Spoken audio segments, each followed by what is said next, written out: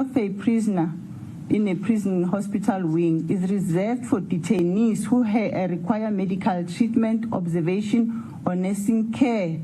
It is not designed for function as a form of our protective custody in the absence of any medical necessity. And for me to say, because he's diabetic now, I'm saying that he must be admitted, that will be unfair to the prison authorities.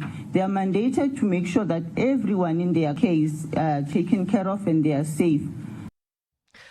Do you get the sense that the ball is really now rolling? That you see these witnesses and we criticize them and we shake our heads, but it doesn't end there, right? Remember the State Capture Commission of Inquiry? Where is, what's her name? Ms. Quinan. You're an accountant, Ms. Quinan. That's kind of where it ended. Whereas with this Commission of Inquiry, it feels that within a matter of weeks, some of the people that are under the cosh really start facing the music in a serious way with actual charges. Does that give you hope? Let us know. Let's walk the talk. 702. Teo Kharipa, you've got a question of your own? Yeah, I want to know this morning who keeps you accountable when it comes to your finances, and when they do keep you accountable, do you make excuses? Is it a friend, a financial advisor that you have, or are you your own accountability partner? Are you hard on yourself when it comes to managing your finances? Financial advisor? Tax consultant? Tax consultant. And life. Yeah. Right? Life and obligations and Burn your fingers emergencies a that little pop bit. up. No, but emergencies that pop up and you're not Sure. prepared because you decided to have a December and then there's a pipe that's burst or there's a geyser. You know how it goes. I know how it goes. Life. Okay, I'm curious about what prompts that question. 702.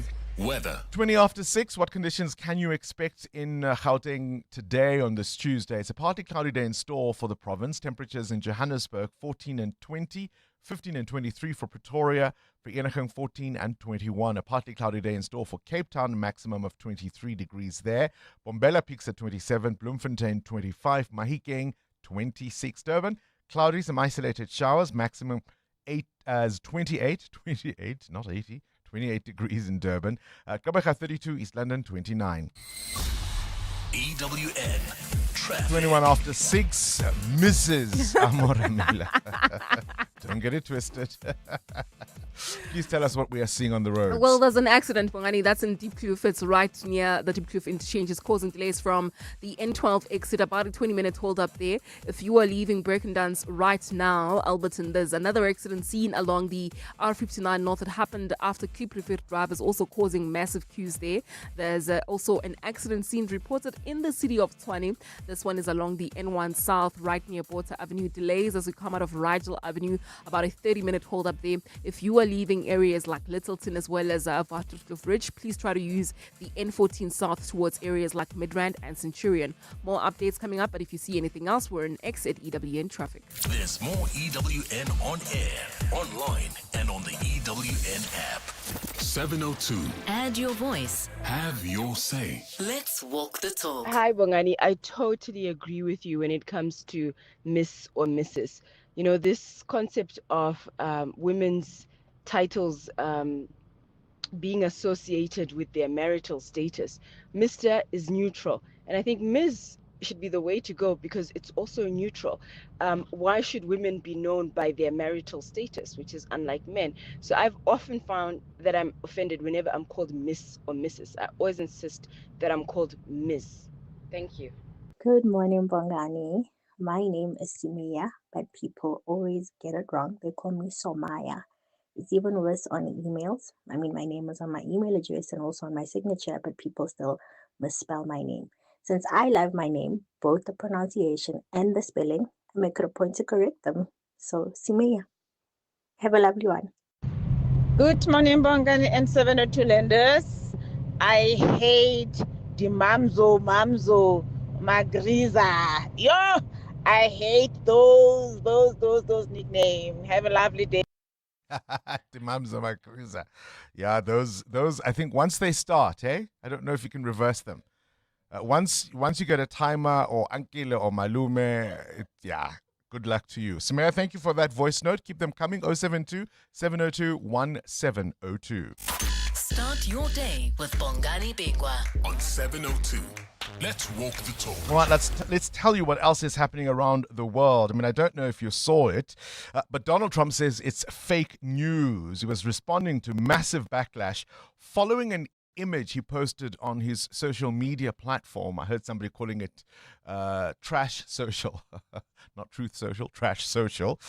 It depicted him as a Christ-like figure with the robes. I mean, if you think of all those, how would I best describe it? Remember Awake, the Jehovah's Witness magazine? Remember how they used to paint the Christ and the apostles? It looked a little bit like that, Donald Trump.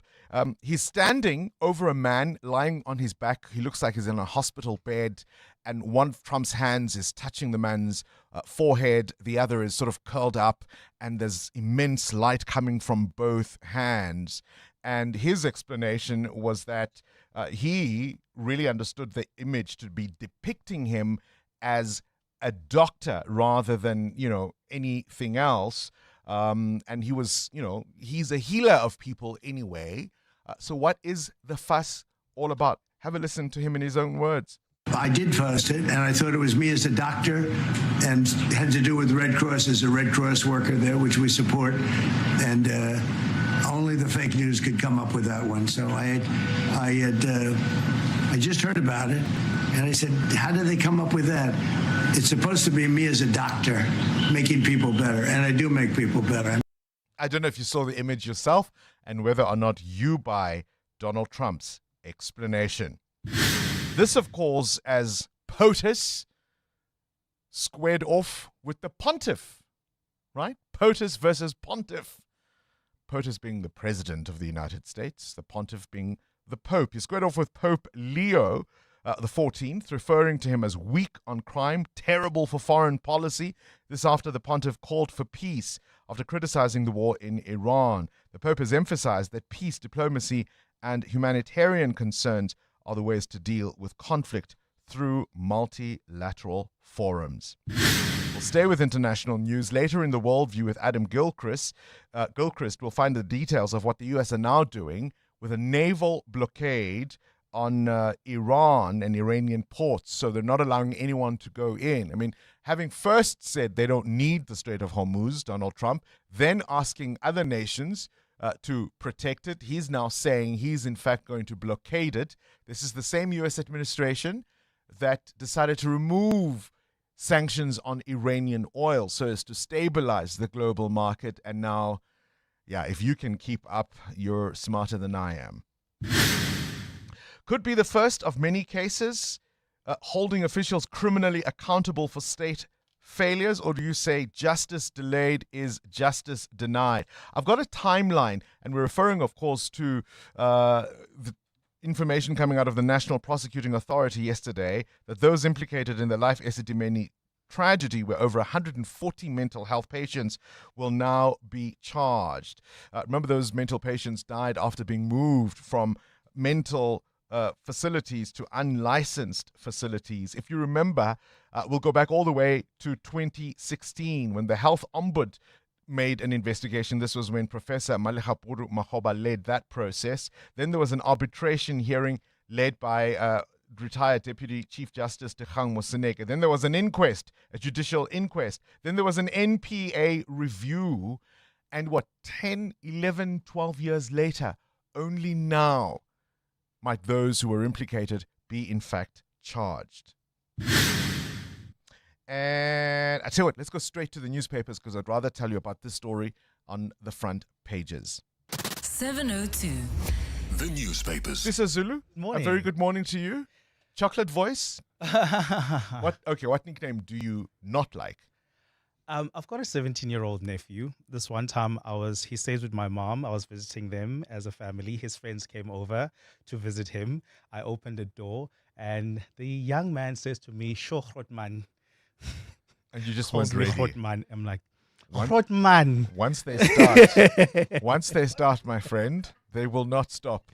So I'll yeah, tell you don't that for call me free. Grootman, please. All right, Grootman, what's grabbing your attention?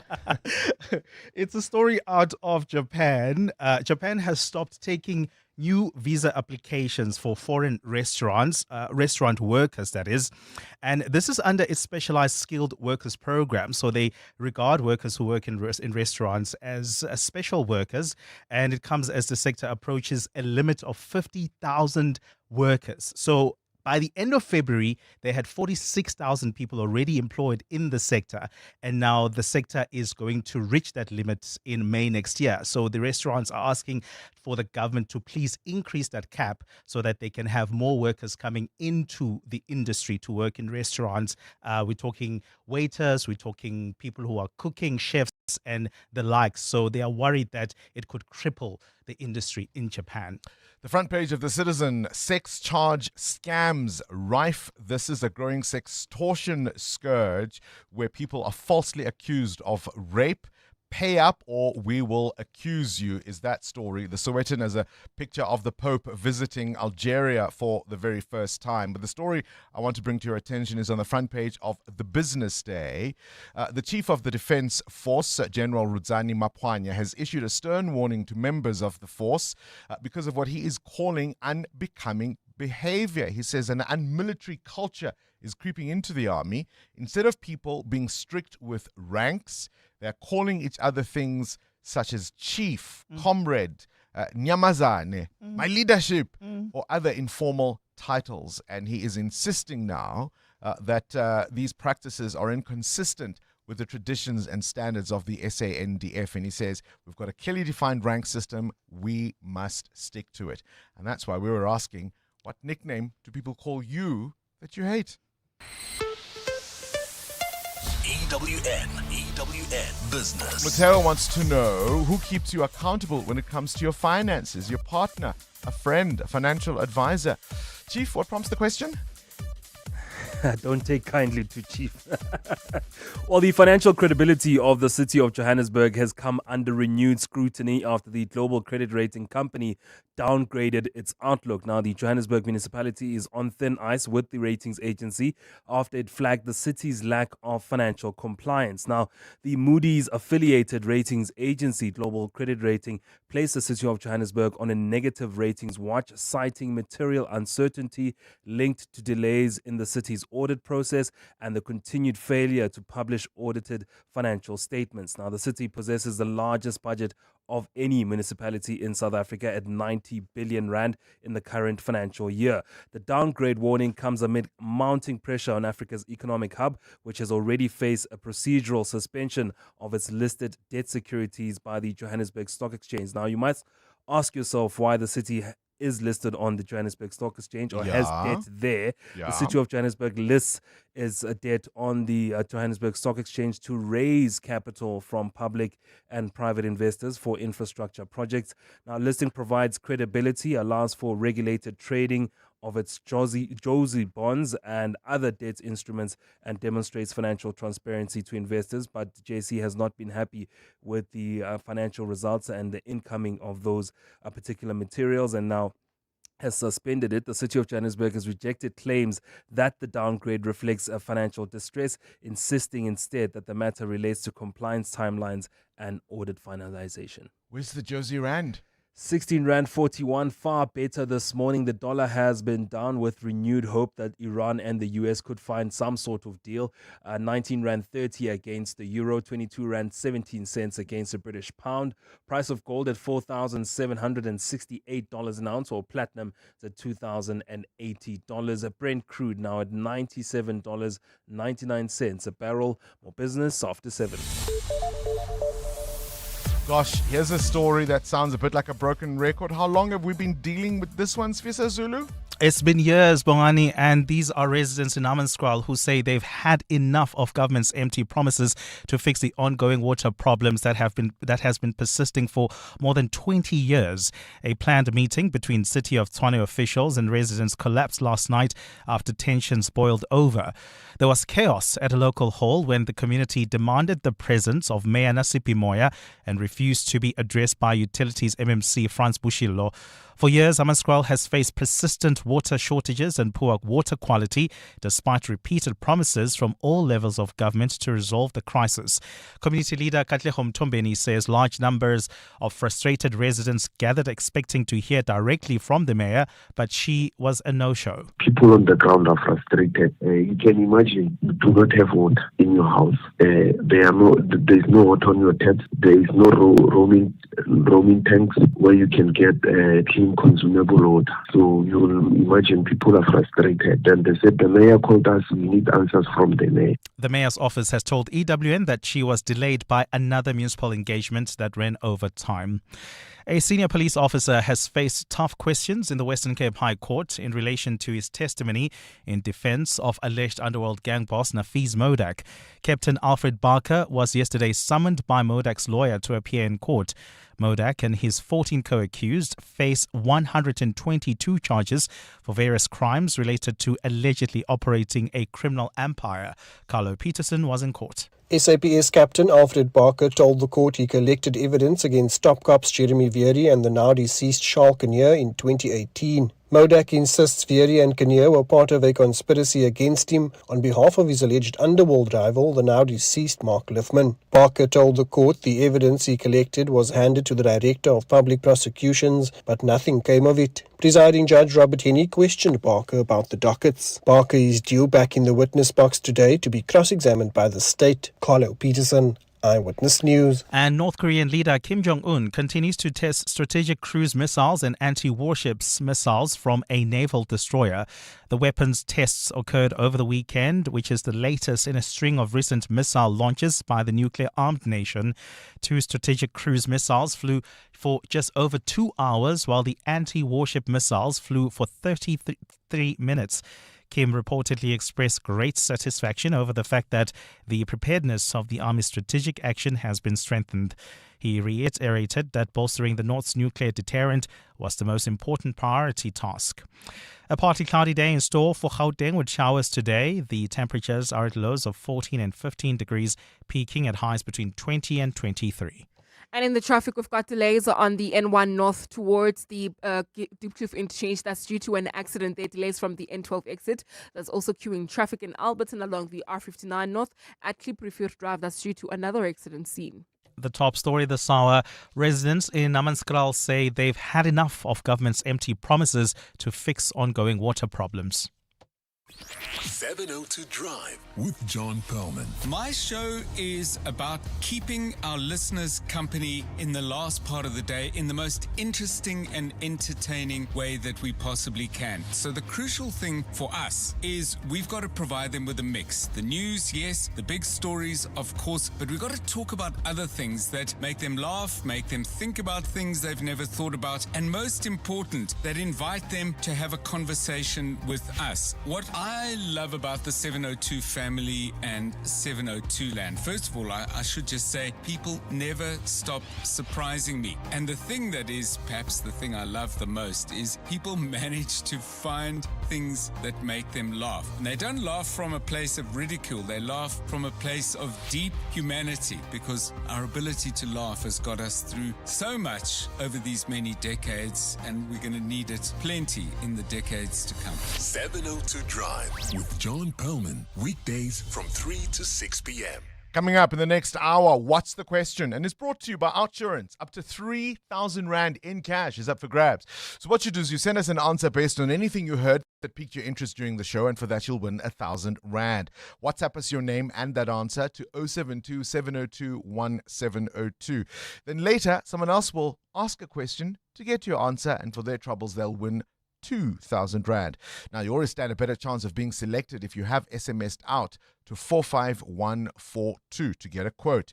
So do it now. SMS out to 45142 and see if Outsurance could save you on your car insurance. At Fly Sapphire, we know that some of the most important lessons take place beyond the classroom, on sports fields, stages, and tours. And so, we've brought back our School Booster Initiative, where 10 schools stand to win 10 domestic return flights each, helping their pupils fly further, dream bigger, and do what they love. Visit flysapphire.co.za. Tell us how these flights could benefit your school, and you could be a winner. Fly Sapphire for the love of flying. T's and C's apply. That's Sia, before he got naked. Sia had a bumper bash and had to reattach his fender using duct tape and a prayer. So Sia got naked. He got comprehensive car insurance in seconds and can now submit claims instantly on the Naked app. No more arts and crafts for you, Sia. Cover your car and home now at naked.insure and see how easy insurance can be when you get naked. Naked Financial Technology is an authorized FSP. Get naked.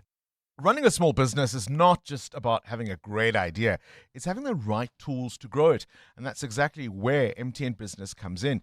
Beyond the 702 MTN Small Business Awards, they're doing a lot more to support SMEs.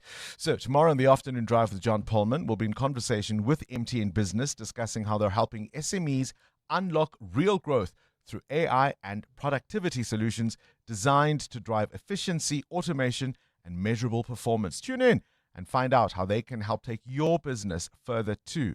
MTN Business. Let's talk shop on 702.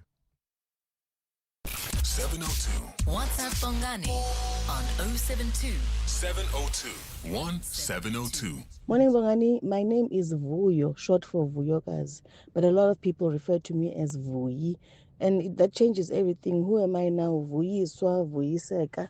Great show. Bye. Good morning, Bongani. Patience from Rodiport. I think you have opened a conversation of happily and unhappily married. Hi, Bongani. I hope you're well. With me, it's not necessarily a nickname that I hate. I just hate how sometimes Black people pronounce their names when they are speaking to white people. For instance, I am Nonkululeko, and later I were to then introduce myself to a white person. I'm now suddenly Nonkululeko. Like, what's that? I am Nonkululeko. Pronounce your name the way you're supposed to pronounce it. You know, Nonkululeko, I have some sympathy with you. And this was something I felt very strongly about until I met a colleague who was Sri Lankan. And I suddenly wasn't as picky about how my name was pronounced by somebody who doesn't speak my language. I mean, of course, people must try and make an effort, but you encounter at times names that if you are not familiar with them, both in terms of the length, but also the sound of the name, I because I've encountered that, I now have a little bit more sympathy as I get older. Cindy Paluta, you're in the studio. Is there a nickname you don't like? Let's call you Sins. Yeah, good morning, Bongani. How's it, Sins? Sorry, How you doing, yeah. Sins? I hate that. I absolutely hate that. That totally gets under my skin. Sins is just for people who know me. So am I allowed to call you Sins? No.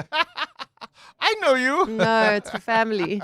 It's for family and yeah, Okay. it's I just get bugged because I'm like, no, we don't know each other that well. That well. Yeah. It's like, it's Cindy.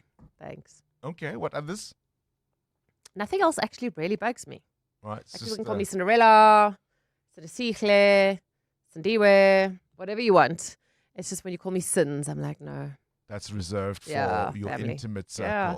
Funny, hey? All right. Because it's naturally the shorter version Yes. of Cindy. Yes. And then my best is my brother's name is Paul, and my mother wanted to call him Paul because she said nobody can shorten it. Right? Yeah. Then they just lengthened it, Paulie. She's like, no. It drives her mad when people call him Paulie. She's like, he's Paul. I have a friend, or I have friends whose son's name is Alexander, and they insist that you will call him Alexander, not Alex. Yeah. Not Zander. Yeah. Alexander. Yeah. So it's, and I've got a nephew, Christopher, and I don't ever call him Chris. I say his full name. I'm like, Christopher.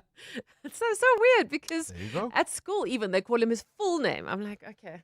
This is how it should be. This is how it should be. All right, send us a WhatsApp voice note, that name or title that you cannot stand. What is it and why? EWN Sport. Of course, coming up in this next half an hour, we'll be looking at one breakthrough idea and how unconventional thinking reshaped the world and delivered better outcomes. This is Black Sheep Thinking, powered by Camisa Asset Management. Invest differently. Camisa Asset Management is a licensed FSP. All right, let's talk Premier League football. Yeah. Cindy, Yes. Leeds. I mean, Lucas Leeds. Khadib is going to be happy with this result. Beating a 10-man Man United 2-1. Okafor put Leeds 2 up before the break. After halftime, United's Martinez was sent off for pulling the hair of Leeds' Calvert-Lewin. Though a man down, United scored through Casemiro and had numerous chances stopped off the line. United boss Michael Carrick. We obviously conceded, which then Euro gets a forearm smash in the back of his head, and then they score the first goal. So didn't decide to overturn that decision. So that was a big moment in the game. We didn't quite have the rhythm. We didn't click. We had some moments, but it wasn't quite there for large parts of the first half.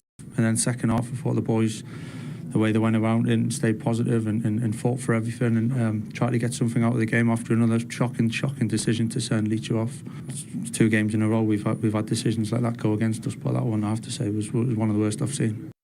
United stays third on the table ahead of Villa on goal difference, while Leeds are now 6 points away from the relegation zone. Tottenham Hotspur, also fighting to avoid relegation, will have to do so without captain Christian Romero, who's out for the rest of the season with a knee injury. Banyana are playing Algeria at 3 this afternoon. It's one of 2 friendlies in preparation for the women's AFCON to be played in July. Captain Rafael Wejane. The 2 games that we will play are going to be very important. We know what's at stake. Algeria is a very good team, ball-playing team. And we know if we were to advance in the tournament later on, we might meet one of the North African teams. So they're going to give us a good preparation match. Ghana has appointed Carlos Queiroz as head coach, taking charge for the FIFA World Cup, starting in less than 2 months' time. In rugby, Tuks are Varsity Cup champions for a record 6th time. They thrashed Northwest Eagles 31-3. Cricket, the Proteas women are playing India in a 5-match T20 series, opening with back-to-back matches at Kingsmead this Friday and Sunday. Coach Mandla Mashimbi. So in terms of that, there isn't much time, but the learnings are not only for the India tour, the learnings are for also going forward into the World Cup as well. So yeah, we will definitely also take learnings out of the India tour. If we play well, then we play well. If we don't, then we take the learnings and we make sure that we sort out what we need to sort out to make sure that we're ready for the World Cup as well. And in the IPL, Sunrisers Hyderabad shocked Rajasthan Royals, winning by 57 runs. Klaasen on the winning side contributed 40 from 26. Cindy Paluta, Eyewitness News Sport. Part of the 702 family. Hello, my name is Yolanda from Beauty and Treats. I actually live in Melville. 702 means for me changing the narrative and also being very informative. Thank you for listening. Welcome to our 702 family. Let's walk the talk. Corporates That Care promotes and encourages corporate leaders and all citizens to walk the talk for a better South Africa. Catch Corporates That Care this Wednesday at 10 to 9. Featuring APSA. Their Group Chief Marketing and Corporate Affairs Officer, Sydney Mbele, will be in conversation with us. We do this on Wednesdays to highlight efforts of companies and brands dedicated to building our country. Corporates That Care is a Prime Media Cares initiative with 702 and Prime Media Outdoor. 702, let's walk the talk and together make a difference. Let's hear from Susan, owner of Leopard Song Manor, why it pays to switch to Outsurance Business Insurance. We were with our previous insurer for 13 years. Switching made me aware of things that we weren't covered for. It was a quick process. I saved a lot of money. For boutique hotels, catering companies, and all other businesses, get a quote today and see why it pays to switch to Outsurance Business Insurance. Visit outsurance.co.za or call 08600 60,000 today. Licensed insurer and FSP. TCs and information online. The Brainy Kids of the Whiz Quiz on 702. Hello, my name is Lama Swazi and I'm 11 years old. I go to Jacaranda International and I want to be an artist when I grow up. I feel great playing with Uncle Bongani today. We can't wait to play with you too, Lamaswazi. Will you walk away with 10,000 Rand? 702. Coming up at 7:15, the big interview. EWN. 13 to 7. Let's catch up with the roads now. There are lots of delays on the N1 North from the Deep Kloof area. Amo, the CWN traffic brought to you by Outsurance. SMS out to 45142 now. You could save on your car insurance or you can ask them for 500 Rand. Well, yes, Bongani, Diepkloof, an accident right near the Diepkloof interchange. That's on the N1 North. Delays coming out of the N12 exit. There's also queuing traffic. In fact, bumper-to-bumper delays on the M2 West between Heidelberg Road and the Crown turnoff. Another accident seen there. If you were traveling in the city of Tshwane, queuing traffic on the N1 South. That's between the Rigel Avenue and the Water Avenue exit. That's due to another accident seen, causing about a 30-minute hold up there. So please be on the lookout and try to use the N14 South as an alternative. I'll have more updates coming up. Stay tuned. There's more EWN on air, online, and on the EWN app. Things people stress about in traffic.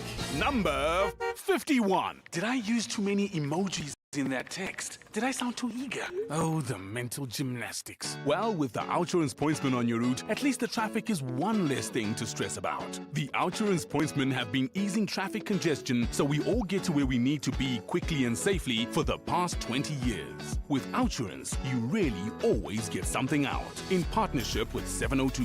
Outsurance is a licensed insurer and FSP. The Clement Manatella Show on 702. The Clement Manatella Show is about everything. It's about current affairs, family matters, the work environment, your health and wellness, relationship and sex issues that couples face. It's about learning, helping each other, healing, teaching. It's about life in essence. What I like about the 702 family and 702 land is that we are quite intentional about doing life together. We're always pulling through for each other, learning from each other, always teaching each other. We're not scared to disagree, but also we're brave enough to be vulnerable with each other. We just care about each other, and I think that is priceless. The Clement Manatella Show, weekdays from 9 to 12 p.m. Every day, the products we buy, from food to medicine, depend on barcodes and standards to ensure they're safe and legitimate. And that's the work of GS1 South Africa, the official supplier of barcodes for South Africa and the SADC region.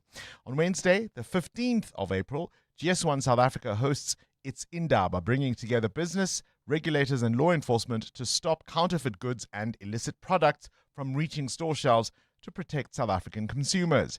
GS1 South Africa, powering trust in data for everyone, everywhere. Switching to Outsurance business insurance was a quick process. I saved a lot of money. Outsurance business insurance clients know that it pays to switch. And did you know you could get a massive 20% discount on your business insurance premium when you switch? For boutique hotels, catering companies, and all other businesses. Get a quote today and see why it pays to switch to Outsurance business insurance. Visit outsurance.co.za or call 08600 60,000 today. Licensed insurer and FSP. TCs and information online. Join us. Let's walk the talk. This is 702. Morning, big guy and the team.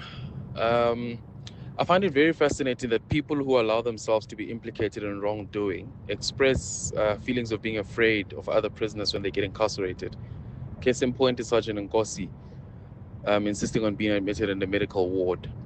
I really hope people think deeply about what they allow themselves to be a part of and accept the consequences that may come with that. Have a good one. Joseph and Centurion. Joseph in Centurion. The difficulty, of course, is what we are seeing emerge out of the Madlanga Commission of Inquiry seems to me to have been the exception to the rule. We know we're still waiting for many of those who were implicated in the state capture matter to be prosecuted in that commission.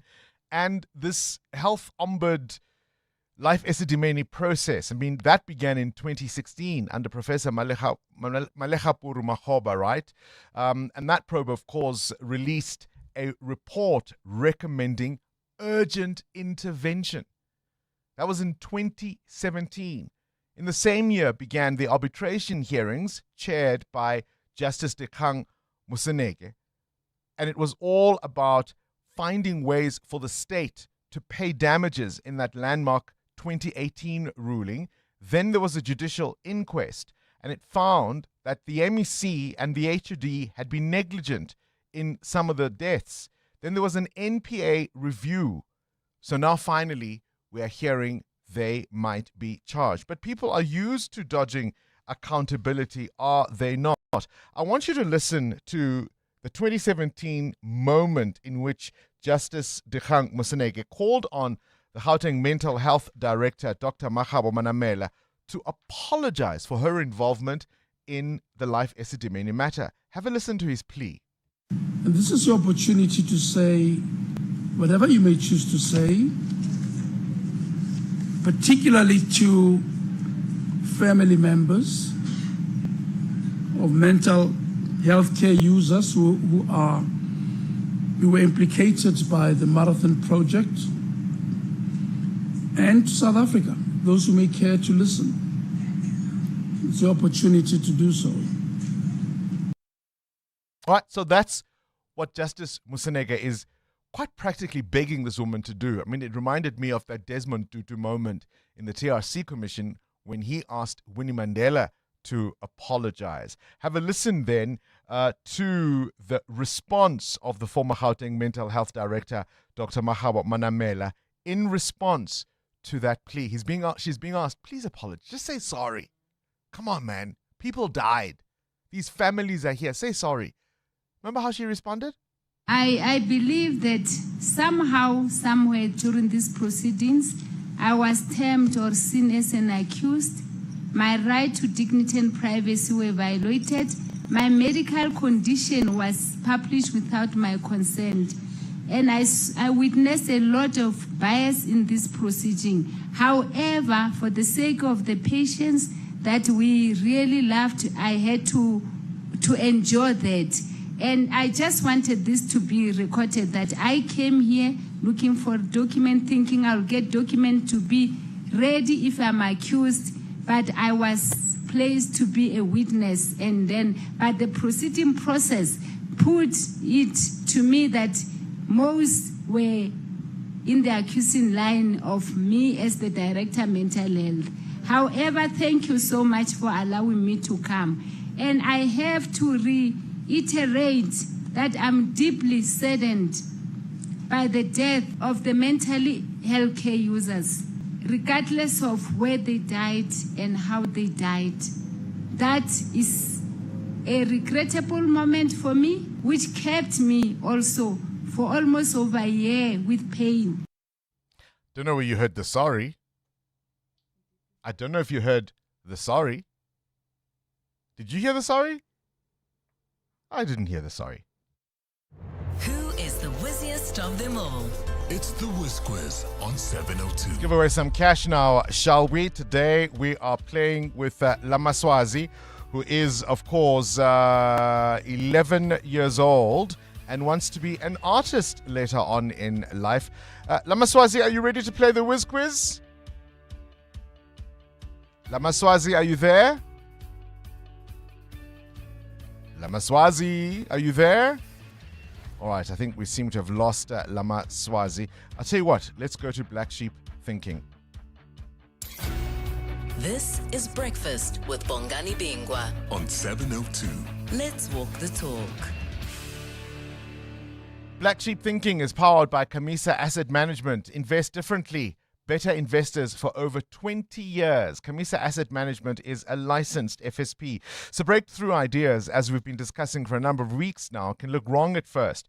The idea is to challenge long-held assumptions and step away from accepted consensus, but to test popular thinking and to do so with conviction. And that's what Black Sheep Thinking is all about. For 20 years, Camisa Asset Management has invested differently, looking up and far ahead, thinking unconventionally and moving away from the herd.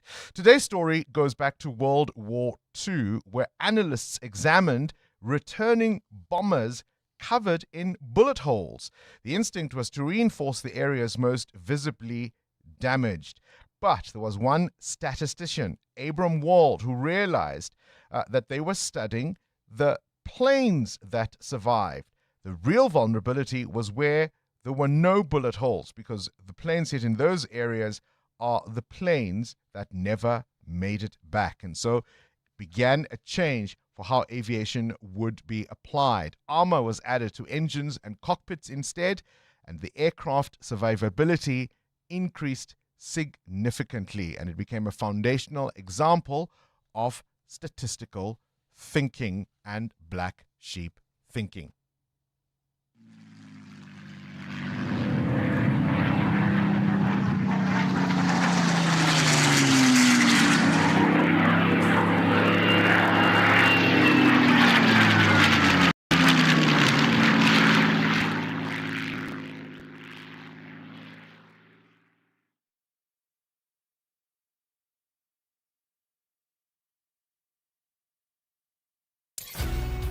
This is Breakfast with Bongani Bingwa on 702. Let's walk the talk. Right, we tried to get a hold of 11-year-old Lamaswazi, so that's why we delayed there. We do have her now on the line, ready to play the Whiz quiz. Lamaswazi, can you hear us? Yes. There we go. Uncle KG, start the clock. Which city is further from Durban? Is it Cape Town or Johannesburg? Johannesburg. It's Cape Town. Ref is a short word for which sports official? Repeat. Ref is a short word for which sports official? Pass. Referee. Which three-letter word is used for a flying mammal? Pass. Bat.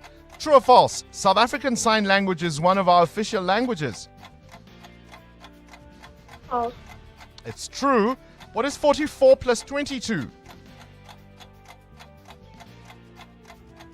66. 66 is correct. Does the term chill mean relax or stress? Relax. Correct. Which planet is known as the morning star?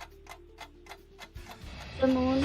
Venus would be the correct answer there. Bit of a rough one there for you, Lamaswazi. You got 10 out of 10 in the test round, so we're really looking forward to a cracking round with you, but perhaps it was just a little too stressful this morning. But nonetheless, you don't leave empty-handed.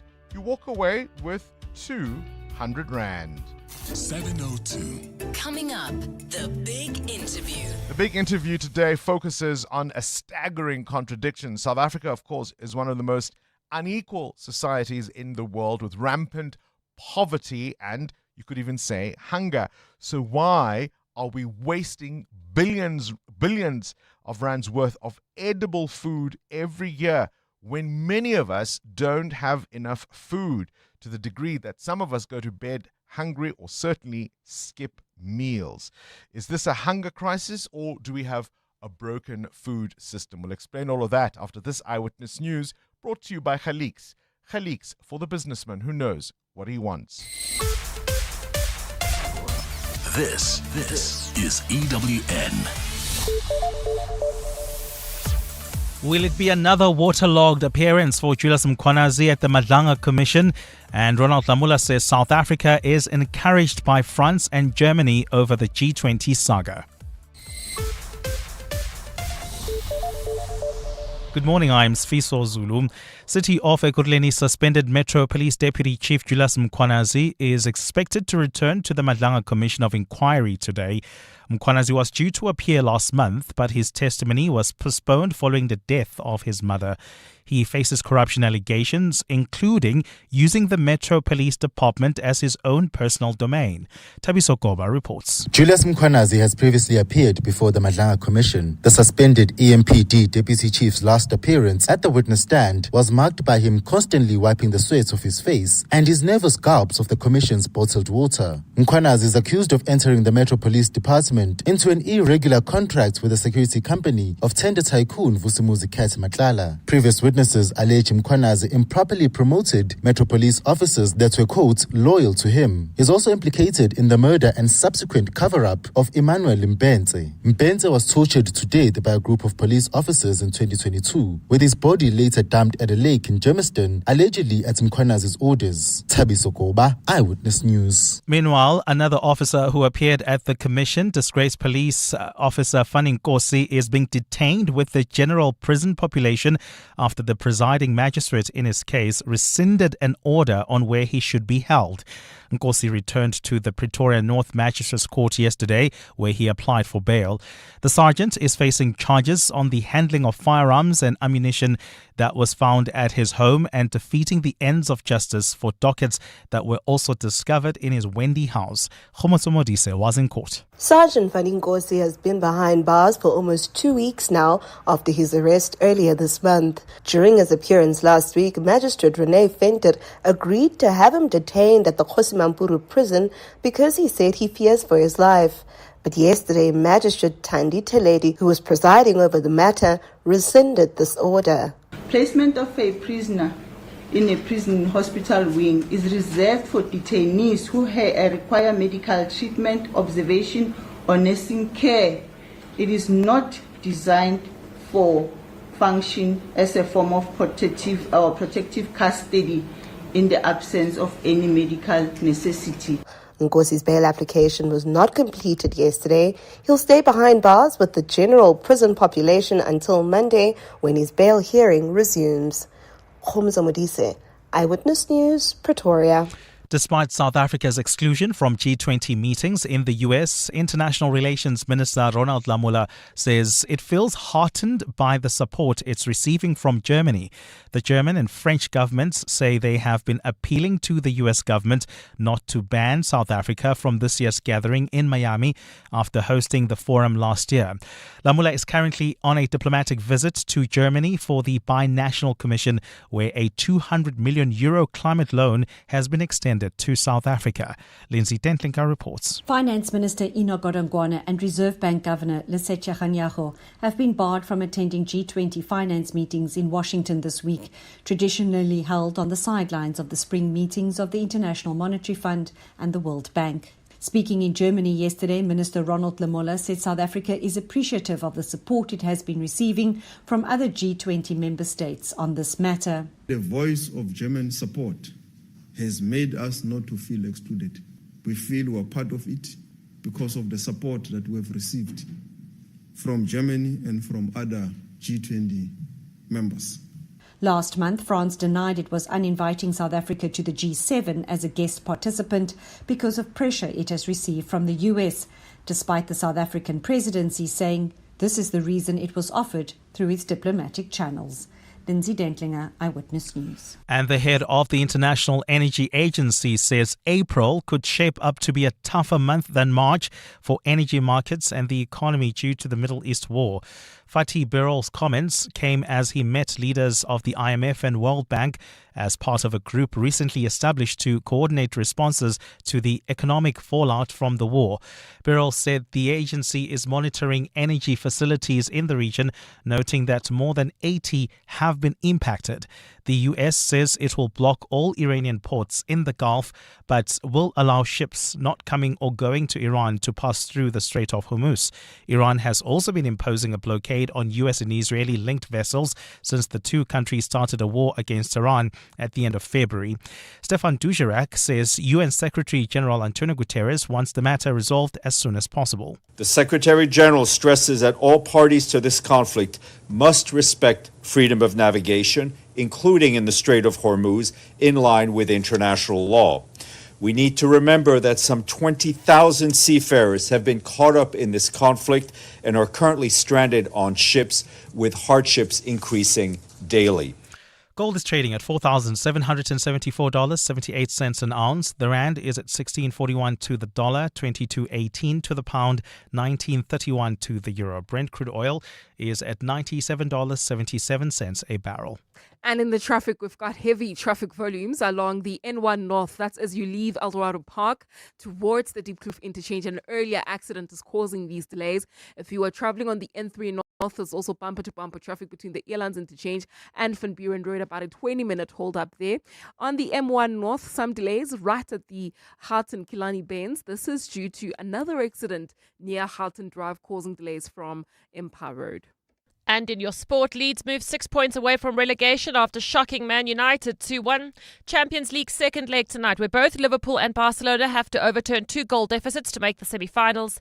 Banyana battles Algeria in a friendly this afternoon. And Tuks crowned Varsity Cup champions for a record 6th time. A partly cloudy day in store for Gauteng with showers expected and thunder showers. Johannesburg is at a low of 14 degrees, reaching a high of 20. Pretoria 15 and 23. Vereeniging 14 and 21.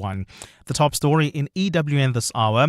City of Ekurhuleni suspended Metro Police Deputy Chief Julius Mkhwanazi is expected back at the Madlanga Commission of Inquiry today. EWN, in touch, in tune and independent.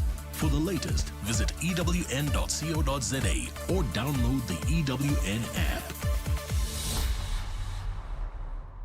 The first rule of earning respect is looking respectable. Nothing exemplifies this more than a well-tailored business suit, a crisp shirt, a tie, elegant shoes from Khaliq's.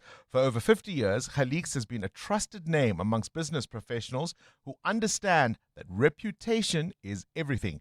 With quality suits and accessories of enduring style, Khaliq's offers exceptional value, service, and collections that inspire both business confidence and personal style. Khaliq's, for the businessman who knows what he wants. From the townships to the suburbs and everywhere in between. It's the 702 MTN Small Business Awards. Enter now on Prime Media Plus. Let's talk shop. This is Breakfast with Bongani Bingwa on 702. Let's walk the talk. I asked the question 8 minutes after 7 o'clock. Welcome to the program if you've just joined us. By the way, we are live streaming on our YouTube page. As always, our mission, tell you what's going on in the world. Make sure you are well informed by the time your morning commute ends. Yesterday, of course, we saw on the dock the police sergeant Faninkosi. You may remember him for some time answering questions, dodging others at the Madlanga Commission of Inquiry. He was arrested following the discovery of at least 6 dockets at his home. And there are so many questions around why these dockets would have been placed at his house. Of course, it is the police's position that police dockets, particularly for closed dockets, those ought to be kept within the premises of the police, such as a storeroom, for example, at a police station. They're not allowed to remain forever in the possession of the investigating officer. He contended yesterday, did Sergeant Nkosi, that he was a police officer and he was investigating these matters, some of course dating all the way back to 2013. Is it your sense, having watched the Madlanga Commission of Inquiry over the recent while, that the machine is churning quite quickly? What does that then suggest about those who are implicated in the State Capture Commission of Inquiry? What about those who were implicated going all the way back to the Truth and Reconciliation Commission? This is Breakfast with Bongani Bingwa on 702. Let's walk the talk.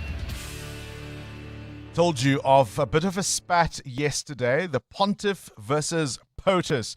The US President Donald Trump offering some harsh criticism following the Pope issuing a statement. He's, of course, in Algeria at the moment, and on his way there, the Pope responded to what's unfolding around the world without naming Donald Trump specifically, but of course was talking about what is unfolding in the Persian Gulf. On Sunday, speaking to reporters at the Andrews Base, Joint Andrews Base, returning to Washington, Donald Trump said he was not a big fan of Pope Leo XIV. We don't like a pope that's going to say that it's okay to have a nuclear weapon. We don't want a pope that says crime is okay in our cities. I don't like it. I'm not a big fan of Pope Leo. He's a very liberal person, and he's a man that doesn't believe in stopping crime. He's a man that doesn't think that we should be toying with a country that wants a nuclear weapons so they can blow up the world. I'm not a fan of Pope Leo. So Donald Trump was about to get onto that plane, and you can hear obviously the sound of the aircraft in the background. So yesterday, Pope Leo XIV responded to that criticism and explained what his position is going to continue to be when it comes to these matters. I do not look at my role as being politician. I don't want to get into a debate with him. I don't think that the message of the gospel is meant to be abused in the way that some people are doing. And I will continue to speak out loudly against war, looking to promote peace, promoting dialogue and multilateral relationships among the states, to look for just solutions to problems. Too many people are suffering in the world today. Too many innocent people are being killed. And I think someone has to stand up and say, there's a better way to do this. That clip courtesy of BBC News. And of course, whilst all of that was going on, Donald Trump receiving and responding to backlash following his posting of an AI image depicting him appearing to heal a sick man He says that the image was meant to show him as a doctor, sort of a Red Cross worker, if you will. Many who saw the image saw it as a Christ-like figure, and they thought this was blasphemous. Even Donald Trump, it doesn't happen all the time, but even he responded to that backlash by deleting the offending image. But if nothing else, all of this ought to tell you just how challenging a week the US president has been having. You're with Bongani Bingwa. 7:02 weekday mornings, 6 to 9 a.m. What else you need to know at this hour? The World Bank warning of a looming youth jobs crisis in developing countries, with about 1.2 billion young people set to enter the workforce, but they're saying only 400 million jobs are available, and that obviously leaves a massive gap. The singer Britney Spears checking herself into a rehab facility. This follows her arrest in March for driving under, or at least suspicion of driving under the influence. She was briefly taken into custody, released later, and her team said she would take responsibility and compile with the law. France has signaled it's open to discussions with Ghana and other countries about reparations for the transatlantic slave trade, following talks between the two countries' leaders. And released on this day in 2014, Sam Smith's smash hit Stay With Me became a global breakthrough. It topped the charts in the UK, got to number 2 in the US, but it's earned over 2.4 billion Spotify streams. But I still need love, 'cause I'm just a man. These nights never seem to go to plan. I don't want you to leave, will you hold my hand? Oh, won't you stay with me? 'Cause you're all I need. This ain't love, it's clear to see. But darling, 7:02. Up next, The Big Interview. EWN Traffic. 7:15, this EWN Traffic brought to you by Outsurance. SMS out to 45142 now, and you could save on your car insurance. If you don't, ask them for 500 Rand. Amo? Well, Bongani, we do have an accident in the city of Tshwane, the N1 South, right near Porter Avenue. Delays from Rigel Avenue. There's also queuing traffic along the N14 East. This is as you leave Centurion between the R55 and the Braakfontein interchange, and traffic lights are out of order in Centurion and Old Johannesburg Road and Braakfontein Road. They're also out in the CBD at Fisagi and Sisulu. Pointsmen on duty there. Please be on the lookout. I'll have more traffic updates coming up. Stay tuned. There's more EWN on air, online, and on the EWN app.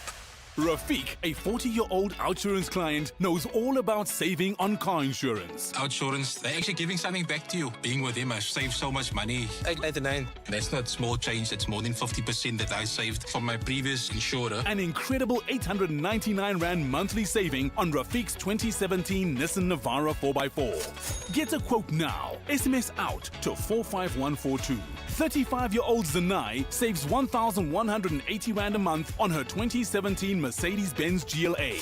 And the out bonus she'll get? It is close to 6,500 Rand in 3 years if I'm claim-free. Ready to get more out?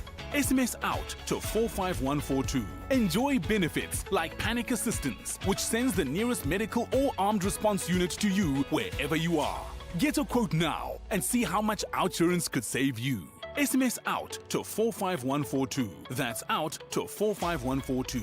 Licensed insurer in FSP. TCs and information online. Limits apply. 7:02. The Big Interview.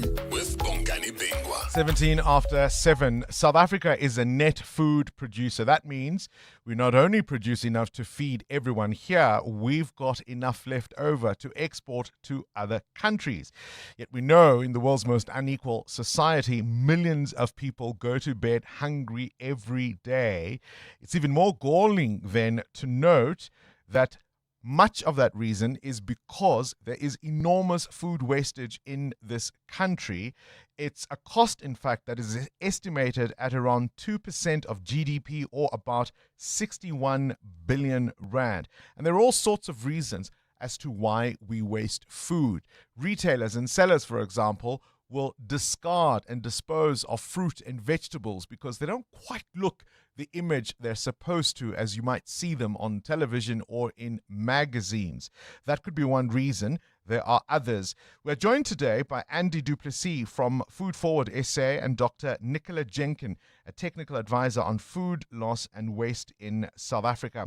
A very good morning to you both and welcome to 702 Breakfast. Andy, let me start with you. We often talk about hunger in South Africa, but it's astonishing to realize or to note that it isn't necessarily because there isn't enough food. In fact, we're throwing away perfectly good food. Absolutely. Good morning, Bongani, and thanks for having us. So in South Africa, we produce, our entire food system produces just over 31 million tons of food. And 1/3 of that food, 10 million tons, is lost or wasted across the food system and the food value chain, from on-farm food surpluses to pack houses, manufacturers, retailers, and of course, households as well. So all along that food system, 1/3 of all the food that's made is lost or wasted. And it's a lost opportunity unless we are able to intercept that food. As you said in your introduction, a lot of food that's wasted is due to specification. There's blemishes on the thing, or it doesn't look as red as it should be, or as green as it should be, or it's too small for its size. It's all good food, but yet the supply chain calls that waste, and yet it is gold to organizations like Food Forward SA. Dr. Jenkins, sometimes it's because particular food sellers, I'm thinking well-known fast food chains, for example, they need only potatoes that look a certain way, for example, to make something like French fries or chips, as we might call them here in South Africa. Is that a typical reason as to why we would be throwing away, by Andy's estimation, 10 million tons of food every year? Certainly, it's one of the very big causes, and as Andy alluded to, they're called specifications, and they are very rigorous. It's how red an apple is. I don't know if you know, but those lovely crunchy red apples we all love to eat, called pink ladies, have to have a certain red coverage on them, 45%, I think it is, to be called a pink lady. If they've got less than that, they can't be sold as a pink lady. They can't be exported by the farmer. So what happens to them? Quite often, and I've walked on the farms, they'll be put in big lugs and sent off for juicing. And the farmer will tell you, but I'm not growing apples for juicing. And they are perfectly good, nutritious apples. And we see this across the value chain. And quite interestingly, when I've worked with some retailers and and brands, and we've started to investigate the issues around specifications, many of them don't actually know when the specifications were designed or decided, or why they were decided. And I think there's a real interest to start looking at unpacking these. Some are 10 years old. Maybe the situation has changed now where we can accept things that are a little bit more different. Andy du Plessis, how much education do you think the population generally needs to be able to understand the difference between what, say, fruit and vegetables can look like versus how they are marketed? So I think a lot of work needs to be done.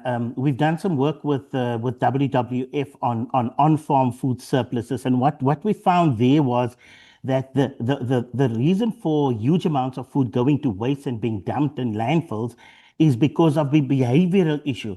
Farmers, when they harvest, they separate what's good to be passed on to either a retailer buying it or a manufacturer requiring it.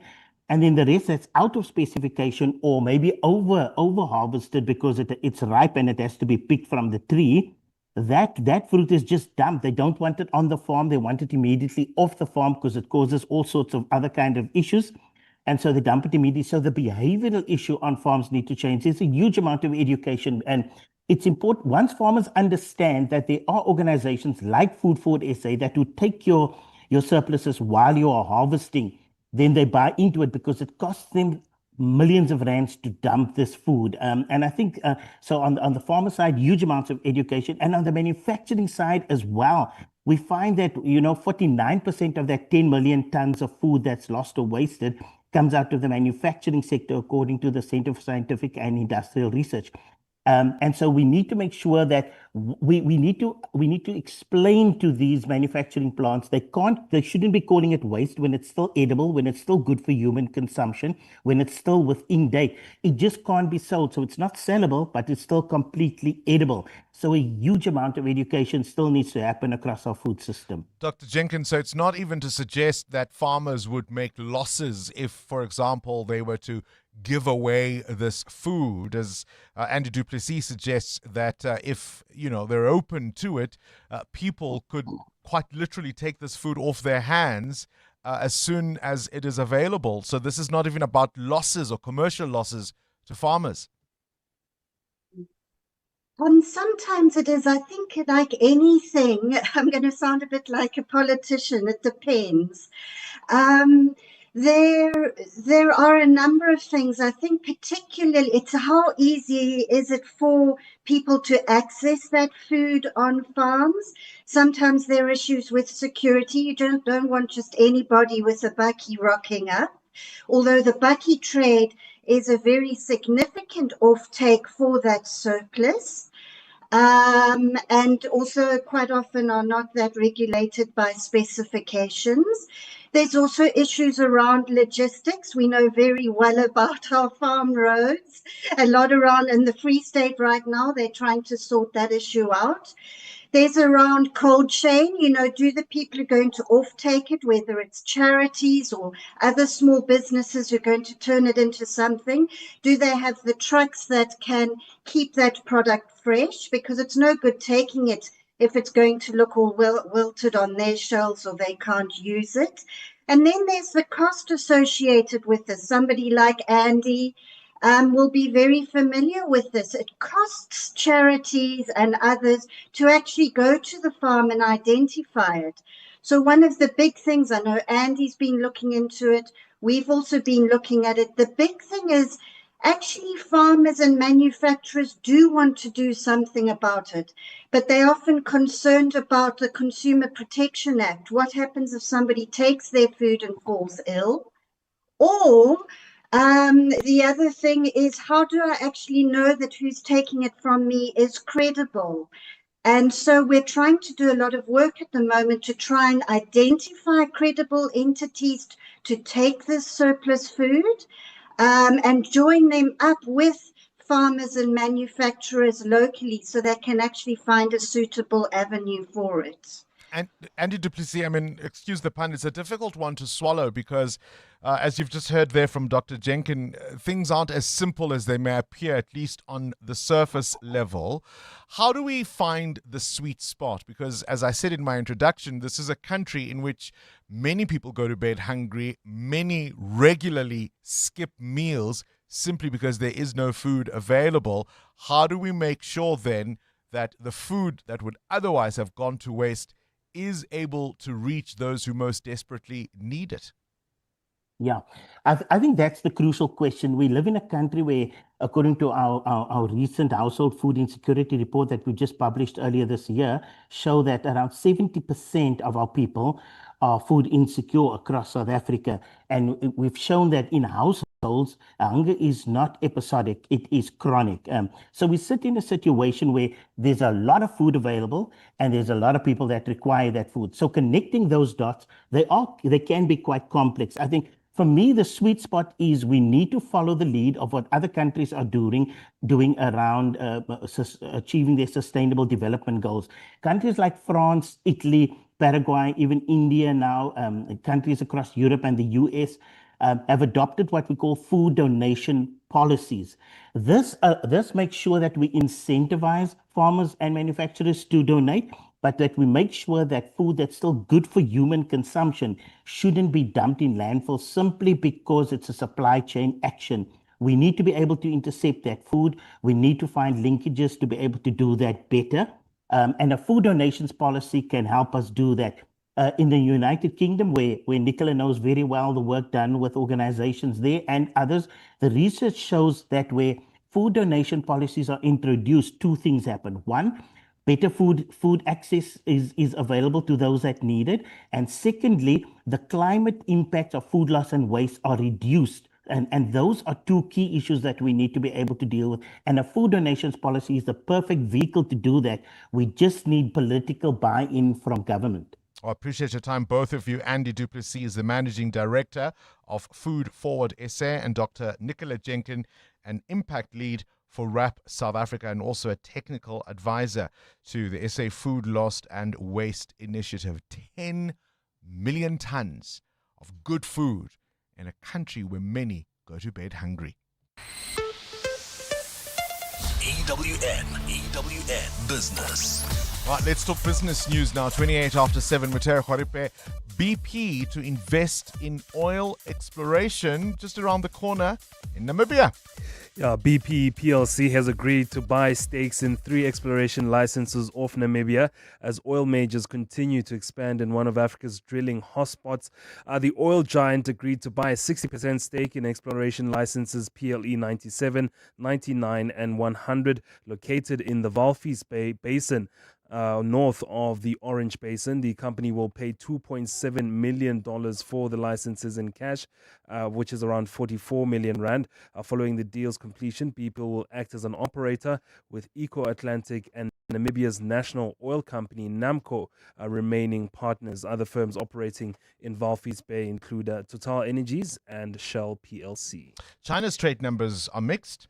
Yeah, China's export growth slowed in March as manufacturers grappled with surging commodity and energy prices due to the Middle East conflict disrupting supplies, while imports logged the strongest growth in more than 4 years. Exports grew at their slowest pace in 6 months at 2.5% in US dollar terms, while imports surged 27.8% in March from a year ago, marking the strongest growth since November 2021.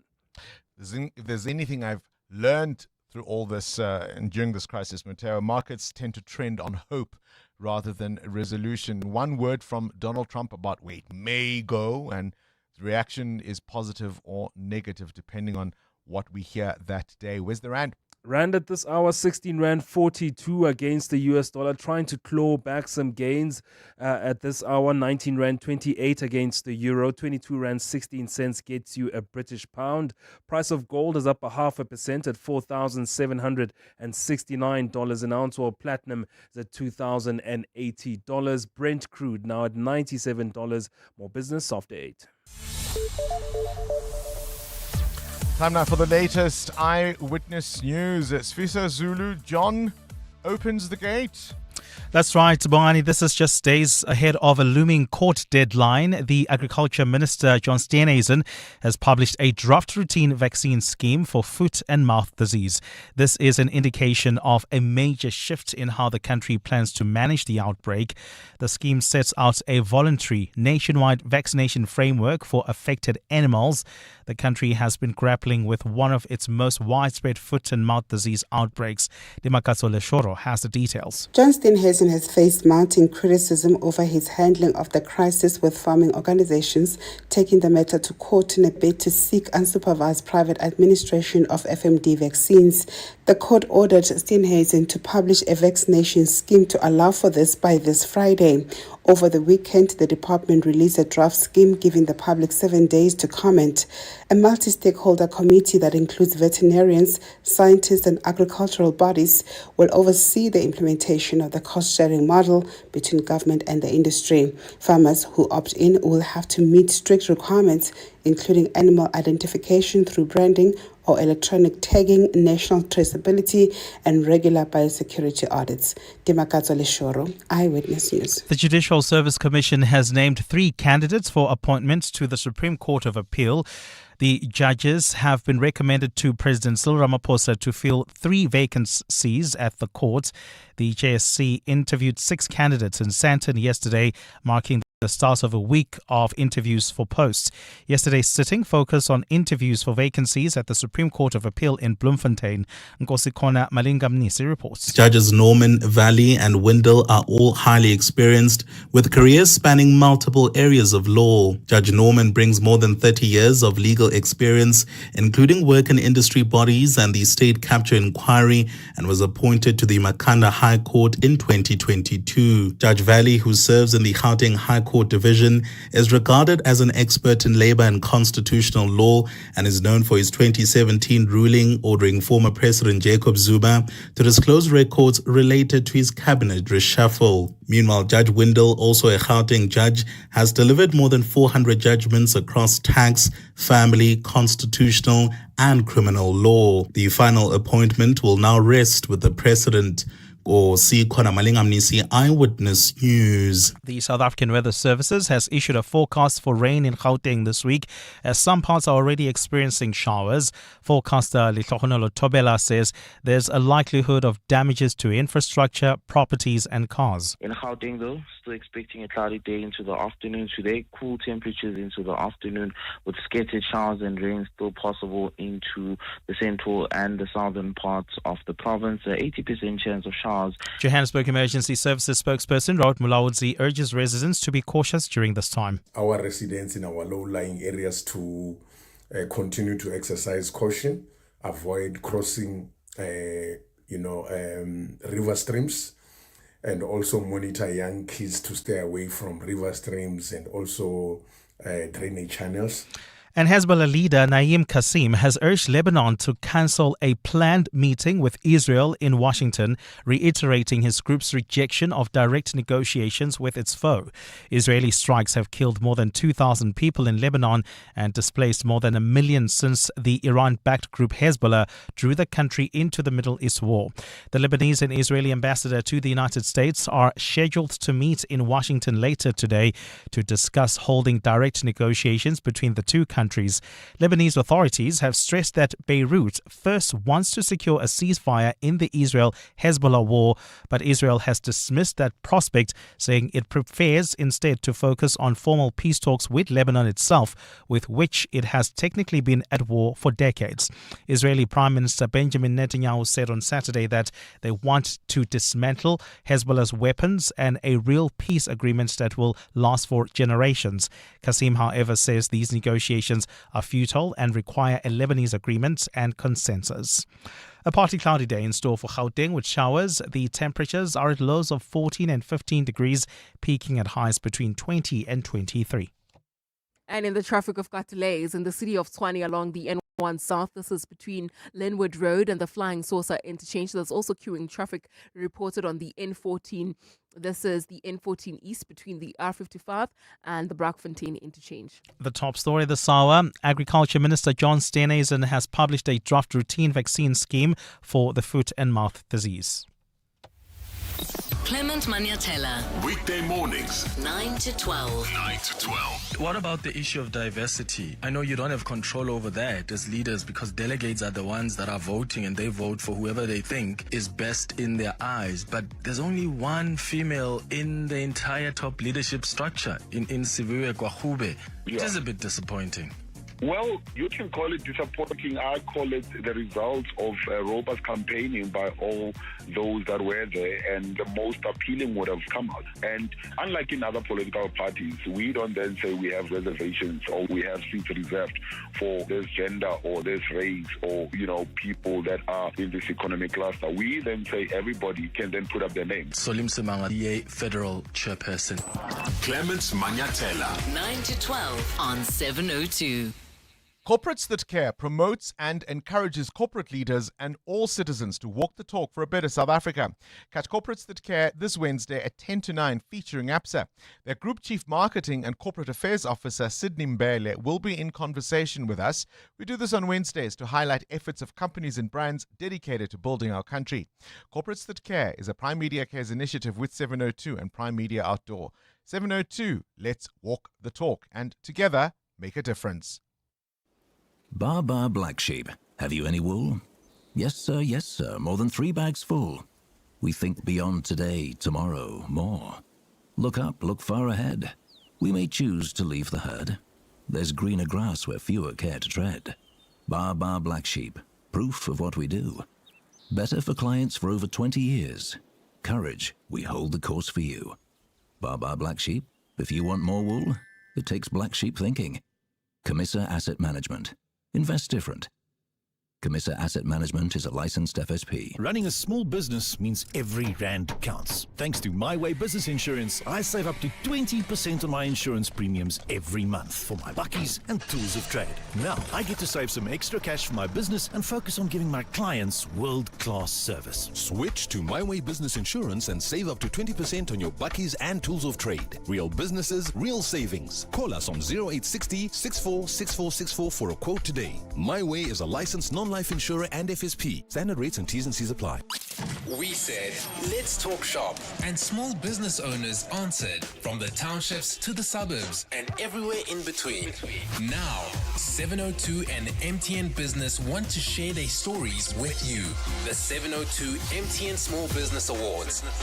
Listen to 702 Breakfast with Bongani Bingwa and the Afternoon Drive with John Perlman all week to meet the businesses doing big things. Hear what it really takes to build something from the ground up. And if you're listening thinking, that sounds like my business, go to primemediaplus.com now to enter or nominate a small business you know, because the next business we talk about could be yours. The 702 MTN Small Business Awards. Let's talk shop. TCs and more on primemediaplus.com. 702. WhatsApp Bongani on 072 702 1702. On Bongani Bingwa's food surplus issue, I think the answer is simple. The government has inspectors who goes almost at 90% of food production facility, farmers or agriculture establishment. That means they've got the food already on the ground. They know where these foods are. It's all about leadership in terms of how can they get the food to the underprivileged and people who need it. And the government has the statistics. They know where most of people who need that food live. So we need government leadership to step in and take that role rather than using individuals who from time to time they take the same food and go and resell it. How's it, Bongani? Just listening to the doctor and the issues with cold storage and pack houses, perhaps the answer would be that our government provides those facilities. Instead of feeding the nation, rather provide the facilities where the farmers could take the surplus apples to and whatever other fresh vegetables, and they get kept in those correct facilities, and the government just pay for the facilities as opposed to trying to actually feed the people. Let the NGOs do that. Look, it's tricky, right? It's tricky because, as you heard in that interview, if you've just joined us, we're talking about the tons of food that goes to waste in South Africa. It's perfectly edible, but it's perhaps food that doesn't meet specifications, as we heard in our interview. So in other words, for it to be, I don't know, a Granny Smith apple, it needs to have this much color green or light green, as the case may be. I know, for example, many of the fast food places that will sell chips, as we call them in South Africa, right? French fries will only use a certain type of potato that's a certain length. And if it's not exactly perfect, then I'm afraid it's not good enough for the chips or French fries of a particular brand. But you can see the risk for the farmers, particularly when it comes to how that system works to transport the food that would otherwise be thrown away. The cold storage, will it stay at the right temperature? We have all kinds of issues with rail, for example, and moving goods in South Africa. So do you just truck it? And where do you truck it? And how far do you truck it? And who's going to be the one to take responsibility if that food, as good as it was when it left the farm, spoils by the time you are giving it via a charity to people who may be desperate for food, but who obviously don't deserve food that has spoiled? It's not as simple as it may appear, but it's just really, really difficult to accept that we're throwing away 31 million tons of food in a country where people go to bed hungry. 702. What's the question? What's the question is brought to you by Outsurance, a chance for you to win up to 3,000 Rand in cash. First, 1,000 Rand for the answer, then later 2,000 Rand if you can give us the question. SMS out to 45142 now. You could save on your car insurance. If you don't, you can ask Outsurance for 500 Rand. Today's answer comes from Promise in Dawn Park. Promise, good morning to you. Please give us today's answer. Hi, Bongani. The answer is 2014. 2014. And Promise, tell me, have you got yourself a quote from Outsurance? Yes. That wasn't in 2014, right? Promise 1,000 Rand is coming your way, all thanks to 702 and Outsurance. There we go. Promise says the answer is 2014. What's the question? Call us if you know on 011 883 0702. EWN Sport. All right, Cindy Paluta, let's talk Premier League football. It's not only about who makes it into the top four in the Champions League, it's also about relegation. It is, absolutely. And Leeds edged 6 points away from relegation last night after beating a 10-man Manchester United 2-1. Okafor had Leeds 2 up. Then after the break, United's Martinez was sent off for pulling Dominic Calvert-Lewin's hair. Though a man down, Casemiro still put them on the scoreboard. Captain Bruno Fernandes. I'm not talking about the referee. If I talk about the referee, I'm going to get in very, very big trouble because the rules are different for everyone and apply different for everyone. The difference in the yellow cards, you can also see it. So it's better that I don't say anything.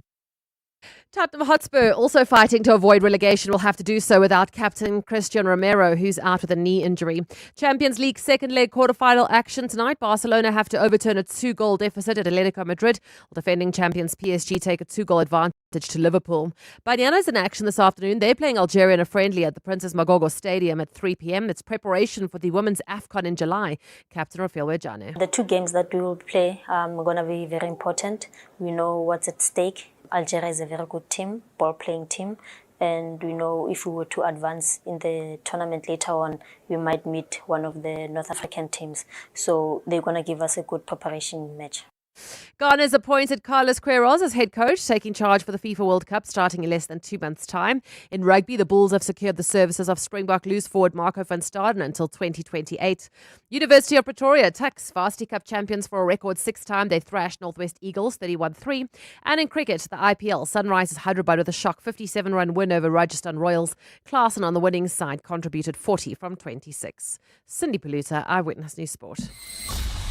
EWN Traffic. 16 to 8, the EWN Traffic brought to you by the House of Citroen. The all-new Citroen Basalt is here. Book a test drive at citroen.co.za. There are issues on the Mike 1 South. Amo, what's going on? Well, Bongani, that's due to an accident reported right near the Kilani Bends. It's on the opposite side of the road, the M1 North. As a result, people are stopping by to have a look at what's happening on the other side of the road. So that's the reason for that backup on the M1 South towards the Empire Road exit. If you are traveling on the M1 North, bumper-to-bumper traffic between Boyson's Road and the double-decker section. There's also queuing traffic along the M2 West. This is between Heidelberg Road and the Crown Turn of traffic lights are still out of order in Midrand at the N1 South and Olifantsfontein Road, as well as in Edenville at Modderfontein Road and Van Riebeek Road. More updates coming up. Stay tuned. There's more EWN on air, online, and on the EWN app.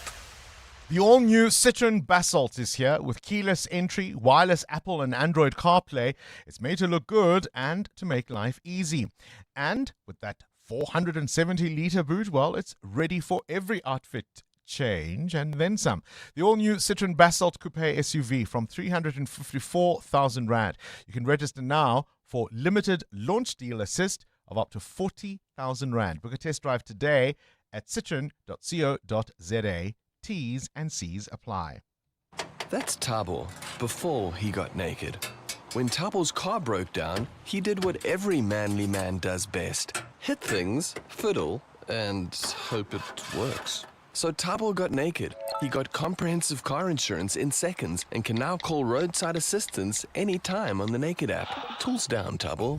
Cover your car and home now at naked.insure and see how easy insurance can be when you get naked. Naked Financial Technology is an authorized FSP. Get naked. Dreaming of your next getaway? Whether it's a sun-soaked beach escape, an adventure-packed tour, or a luxury cruise, Flight Centre is your centre for travel. We make travel easy, affordable, and stress-free. Plus, you can enjoy exclusive traveler perks with our frequent Flighty Rewards program. Flight Centre's got you covered.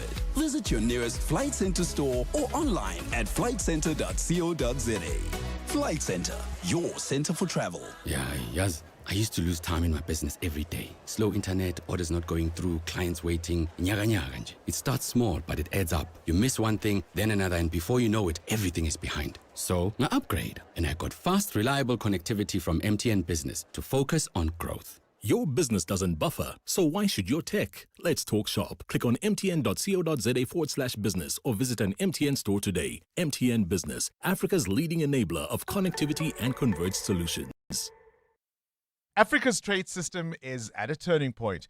Fragmented standards are increasing compliance costs, delaying exports, and enabling the illicit economy to flourish. So, on Wednesday, the 15th of April, industry leaders, regulators, and innovators will gather at the GS1 South Africa Indaba to explore how globally recognized GS1 standards adopted in 120 countries, supported by trusted product data and traceability systems, can enable safe trade, curb illicit activity, and protect consumers.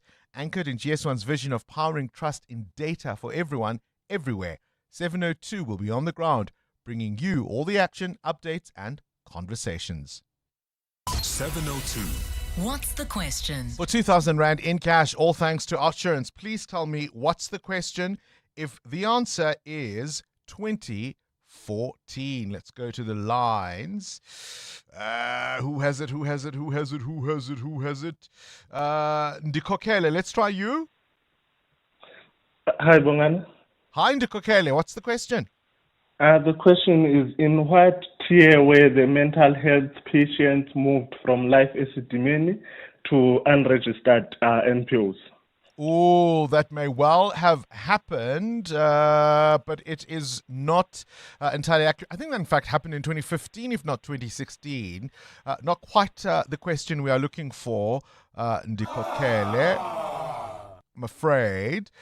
Let's go to Ntlantla in Lenasia. Ntlantla, what's the question?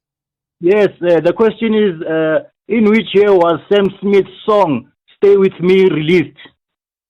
Yes, indeed. The year 2014, it became a global hit.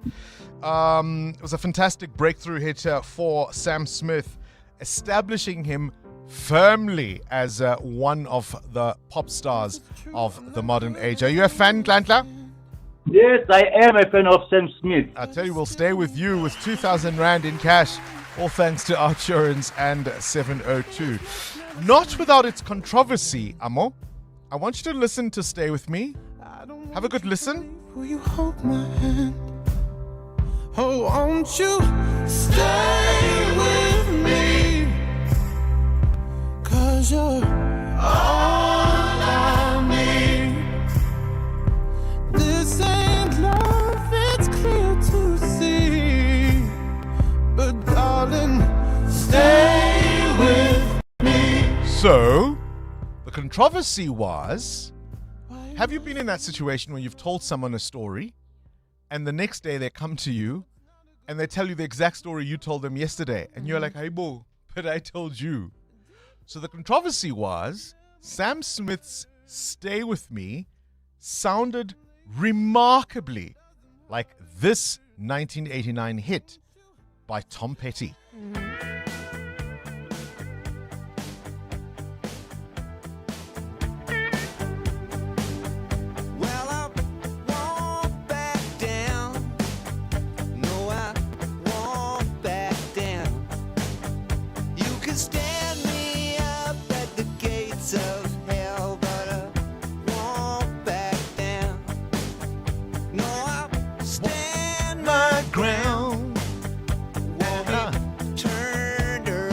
Hear it? And I'll keep this world from dragging me down. Gonna stand my ground, and I won't back down. Hey, baby, there ain't no easy way out. So they took the matter to court. Sam Smith's team, it's important to note, didn't fight the claim. They in fact acknowledged the similarity, but they said it was a complete coincidence. Because what happened in the court was that if you race the one and slow the other, the chords sound exactly the same. And so obviously the inspiration may have been there for Sam Smith, having heard this version, but they had to pay a hefty price. Can you hear it?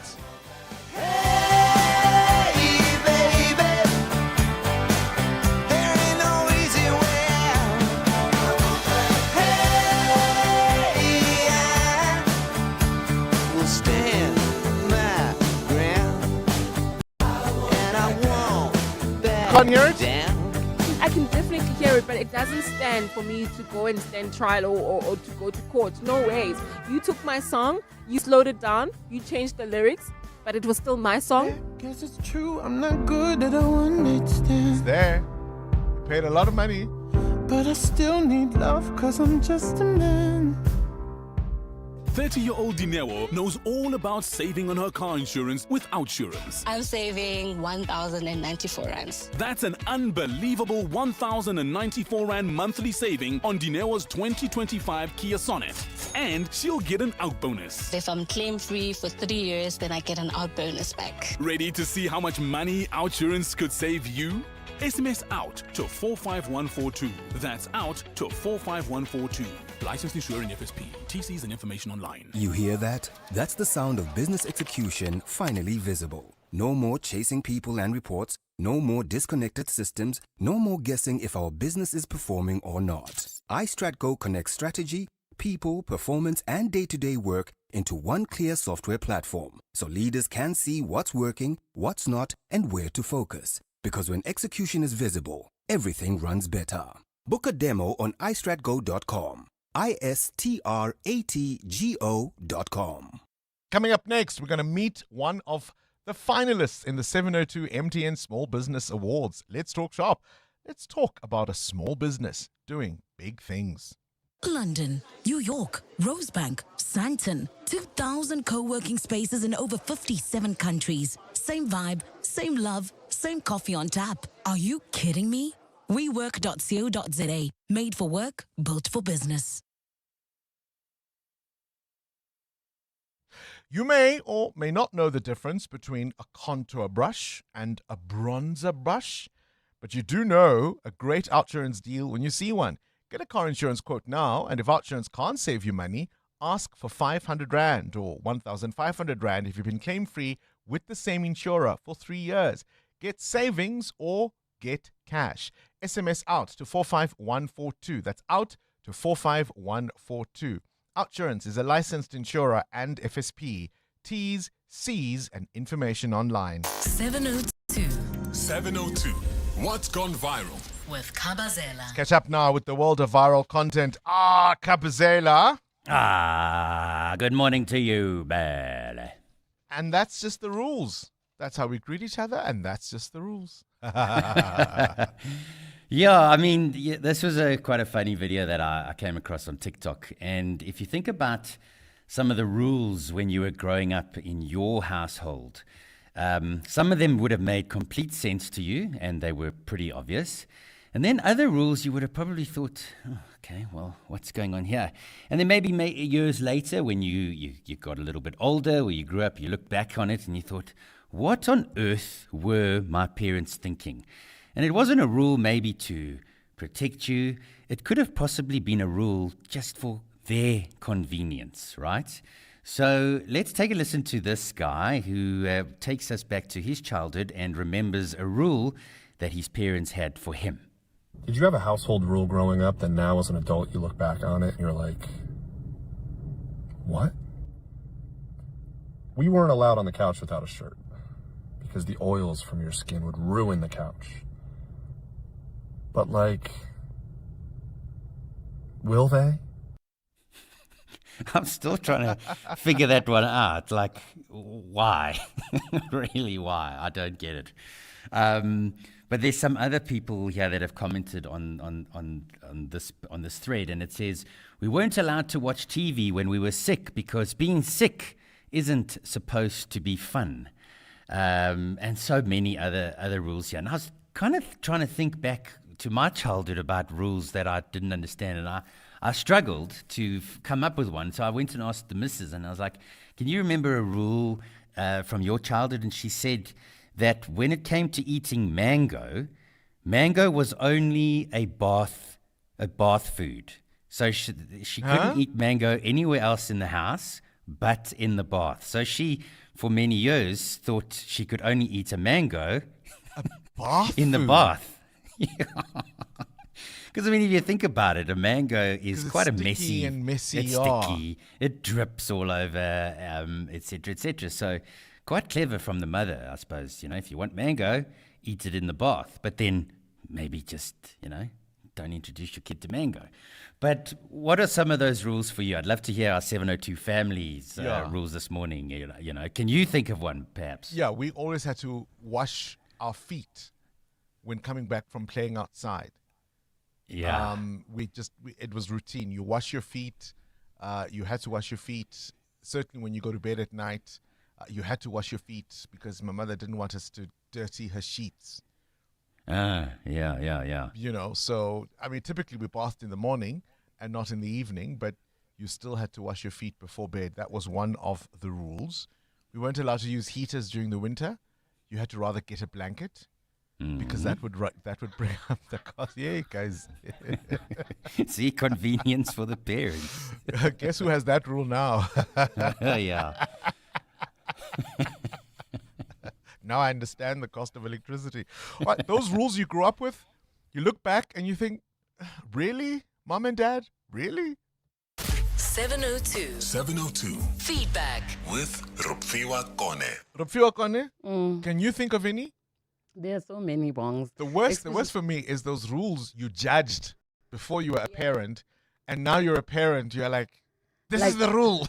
Like no sitting on the couch because you slouch on the couch and you sort of make it old just by using it. So now I've become that parent because kids will eat on the couch and they'll eat their popcorn, they'll eat their snacks, and things will get into the couch, and I just don't want them anymore. Not leaving cutlery, especially spoons and teaspoons, to drip dry because they'll have those little circles in the middle. Mm-hmm. So, yeah. What other feedback do you have? Well, Bongani, you remember a few days ago, even yesterday, we were talking about body odor. So there is a gentleman by the name of Welcome Places, founder of the Body Scent, who sent us a possible solution. Maybe let's take a listen. Body Scent is a nature-inspired personal care brand with a vast range of non-toxic solutions for holistic wellness. Since we're all susceptible to odors of some sort, whether it's from your meals, from exercise, teenagers going through puberty, and adults in their latter years, we decided to focus on body odor and tackle the tough conversations while we were getting more information about the alternatives out there. Our goal was to go beyond masking the issue, so we formulated a naturally sourced solution that works from the inside out, tackling the problem at the source by breaking down odor-causing compounds in your gut. One capsule a day provides 24-hour protection against all affected areas, which are breath, underarms, genitals, and feet. He says his store has a possible solution, and if you would like more information on that, you can visit their website. That's at www.bodyscent.co.za, and it's spelled BODISCENT. It's 8 o'clock. I smell the news. This is EWN. A pastor in Soweto accused of rape is expected to apply for bail, and Julius Mkwanazi makes a return at the Madlanga Commission. Good morning, I'm Sfiso Zulu. Please note the following story contains graphic details. A 58-year-old man arrested in connection with the alleged rape of his 12-year-old relative is expected to apply for bail in the Roodepoort Magistrates Court today. It's believed the assault happened in the man's house in Dobsonville during the Easter weekend. Police and the public were made aware of the attack after a video showing the little girl pleading was widely circulated online. Clement Manatella was subsequently arrested and he made his first court appearance last week. Jabuli Lembata has more. The video shows the young girl laying helplessly on a table, completely naked, with blood and waste stains on a chair and on the floor. A woman recording the video can be heard confronting Pastor Tshepo Nzimani, condemning him. You can't do this to a child. She is still young. Last week, community members marched through Dobsonville calling for justice for the young girl. Nzimani will make his second appearance in the Roodepoort Magistrates Court, where he will apply for bail. Jabuli Lembata, Eyewitness News. City of Ekurhuleni suspended Metro Police Deputy Chief Julius Mkhwanazi is expected to return to the Madlanga Commission of Inquiry today. Mkhwanazi was due to appear last month, but his testimony was postponed following the death of his mother. He faces corruption allegations, including using the Metro Police Department as his own personal domain. Tabiso Goba reports. Julius Mkhwanazi has previously appeared before the Madlanga Commission. The suspended EMPD Deputy Chief's last appearance at the witness stand was marked by him constantly wiping the sweat of his face and his nervous gulps of the Commission's bottled water. Mkhwanazi is accused of entering the Metro Police Department into an irregular contract with a security company of tender tycoon Vusimuzi Kat Matlala. Previous witnesses allege Mkhwanazi improperly promoted Metro Police officers that were, quote, loyal to him. He is also implicated in the murder and subsequent cover-up of Emmanuel Mbenze. Mbenze was tortured to death by a group of police officers in 2022, with his body later dumped at a lake in Germiston, allegedly at Mkhwanazi's orders. Tabiso Goba, Eyewitness News. Disgraced police officer Fanny Nkosi, meanwhile, is being detained with the general prison population after the presiding magistrates in his case rescinded an order on where he should be held. Nkosi returned to the Pretoria North Magistrates Court yesterday, where he applied for bail. The sergeant is facing charges on the handling of firearms and ammunition that was found at his home and defeating the ends of justice for dockets that were also discovered in his Wendy house. Khomotso Modise reports. Sergeant Fanny Nkosi has been behind bars for almost 2 weeks now after his arrest earlier this month. During his appearance last week, Magistrate Renee Venter agreed to have him detained at the Kgosimampuru prison because he said he fears for his life. But yesterday, Magistrate Thandi Teledi, who was presiding over the matter, rescinded this order. Placement of a prisoner in a prison hospital wing is reserved for detainees who require medical treatment, observation, or nursing care. It is not designed for function as a form of protective custody in the absence of any medical necessity. Nkosi's bail application was not completed yesterday. He'll stay behind bars with the general prison population until Monday, when his bail hearing resumes. Khomza Modise, Eyewitness News, Pretoria. And International Relations Minister Ronald Lamola believes the U.S. blockade on Iranian ports will not help resolve the impasse in the region. Speaking in Germany yesterday, Lamola said South Africa maintains its position that the only path to peace in the Middle East is dialogue. Lamola says both the U.S. and Iran are in violation of the UN Charter. The U.S. says it has blocked all Iranian ports in the Gulf but will allow ships not coming or going to Iran to pass through the Strait of Hormuz. Iran has also been imposing a blockade on U.S. and Israeli-linked vessels since the two countries started a war against Iran at the end of February. The Strait of Hormuz, through which a fifth of global oil and gas flows, has become a key flashpoint as the U.S. and Iran attempt to gain leverage over each other during ceasefire negotiations. Lindsay Tentlinga has more. Calling for the ceasefire to hold in the Middle East, Minister Ronald Lamola says South Africa believes in diplomacy and is anti-war. He says if negotiations to find an amicable solution to Iran's nuclear facility had continued, there would not have been a need for the US and Israel to launch an attack on Iran in February. And we have similarly condemned Iran's retaliatory attacks on the Gulf countries, in particular where there was no evidence that the attacks emanated from such Gulf countries as a violation too of international law. Lamola says South Africa agrees with Germany that negotiations must continue and dialogue deepened. It is clear to us that the parties need to build confidence measures that will lead them to a peaceful solution. Lamola believes the warring parties need to exercise more patience in negotiations and to allow more leeway in their engagements. Lindsay Dentlinger, Eyewitness News. Gold's trading at $4,774.78 an ounce. The rand is at 16.41 to the dollar, 22.18 to the pound, 19.31 to the euro. Brent crude oil is at $97.77 a barrel. And in the traffic, we've got delays on the M2 West between Heidelberg Road and the Crown Interchange. There's also queuing traffic along the N3 North. This is between the Elands turn off and Van Buren Road. And in your sport, Bananas in action at 3 o'clock this afternoon playing Algeria in a friendly. Liverpool and Barcelona have to overturn 2-goal deficits to make the Champions League semi-final tonight. A 10-man Manchester United raging at the ref after a 2-1 loss to Leeds. And the University of Pretoria, Tuks, crowned Varsity Cup champions for a record 6th time. A partly cloudy day in store for Gauteng with scattered showers and thunder showers. The temperatures will peak at highs between 20 and 23 degrees. The top story in EWN this hour. A 58-year-old pastor arrested in connection with the alleged rape of his 12-year-old relative is expected to apply for bail in the Roodepoort Magistrates Court today. EWN, in touch, in tune and independent.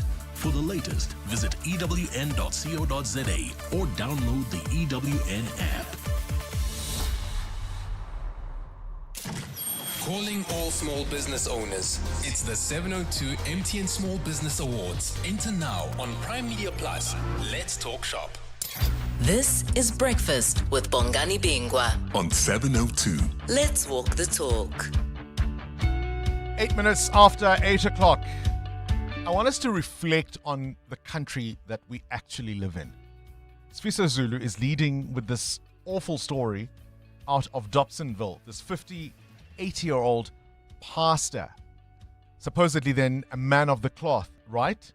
He's accused of the rape of a 12-year-old who is understood to be a relative.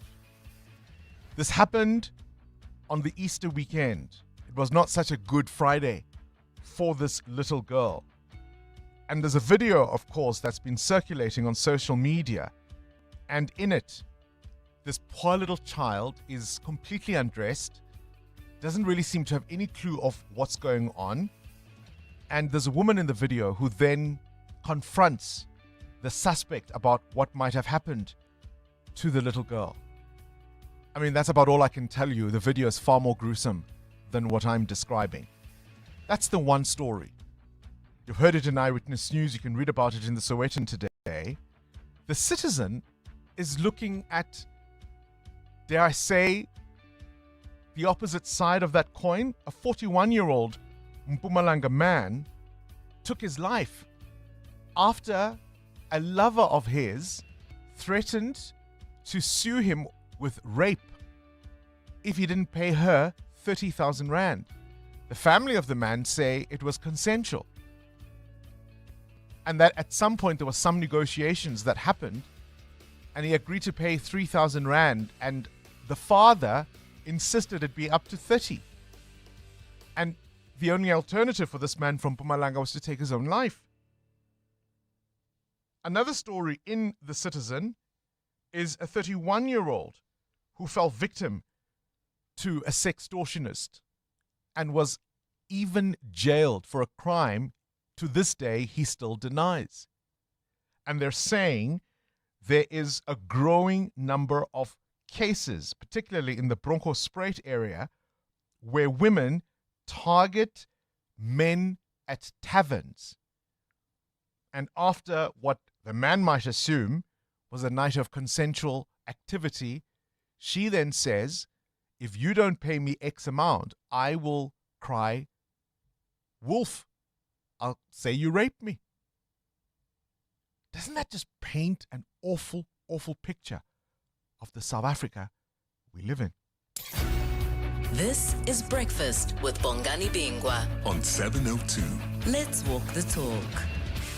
11 after 8, Kabazela wants to know those rules you grew up with that you look back on now and you either question them, or if you're the kind of parent I am, you implement them, even though they didn't make sense to you at the time.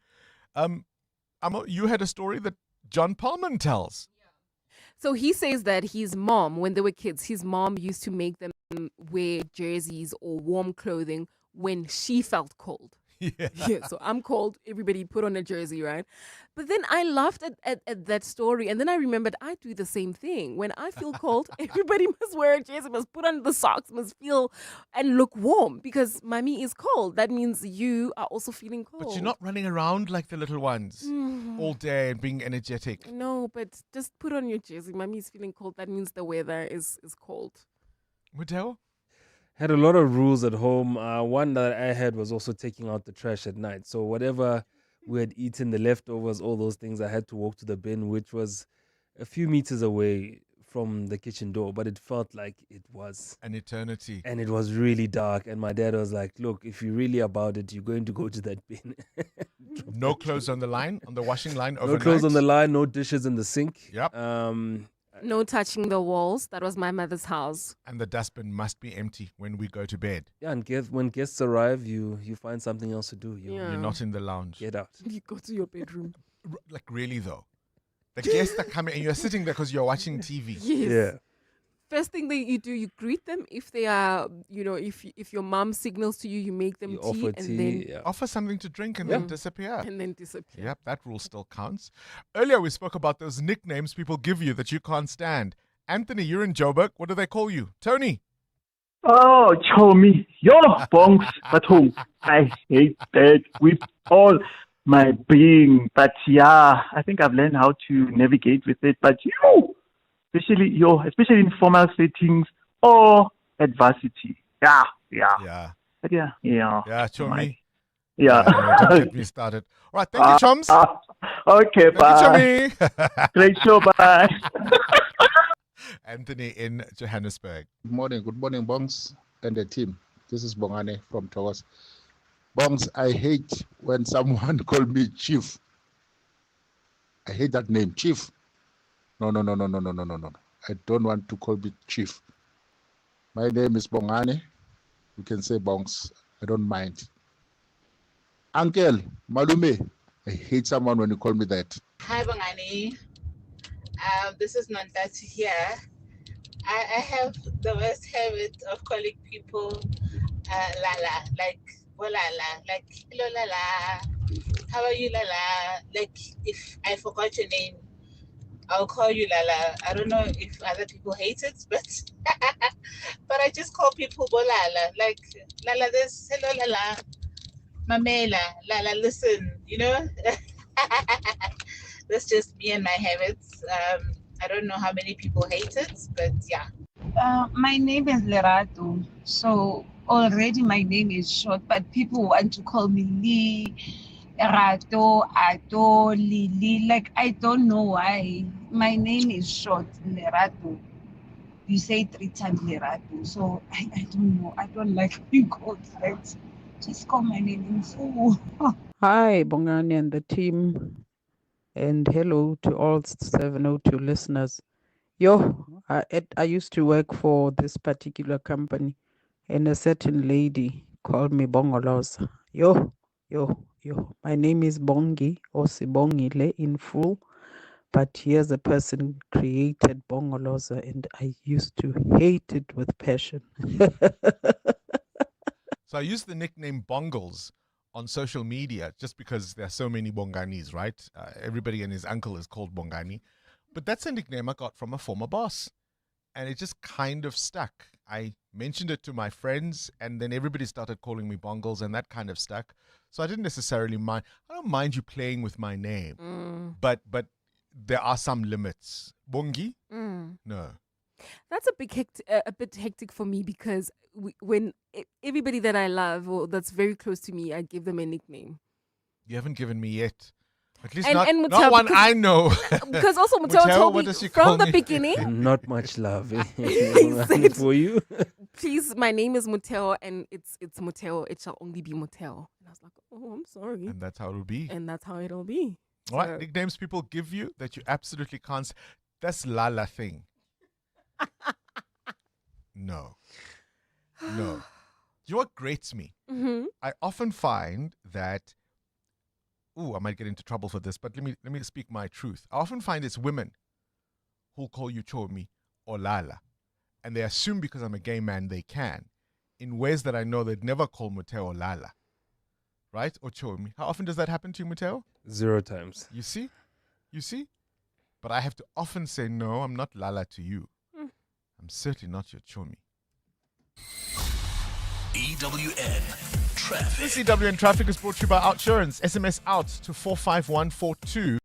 You could save on your car insurance. If you don't, ask them for 500 Rand. Amo? Well, in the city of Tshwane Bongani, we've got an accident reported on the N1 South. It's right after the Proof Plus interchange delays all the way from Sefako to exit. The N4 West is also backed up towards the Proof Plus interchange as a result. There's also queuing traffic reported on the N14 North approaching Euphus Road. Please be on the lookout there. If you're traveling in Joburg, we've got delays on the M1 South between Grayston Drive and the Corler Drive exit, and the greater parts of Rand Park Bridge, Cresta, as well as Fairlands are out of order this morning.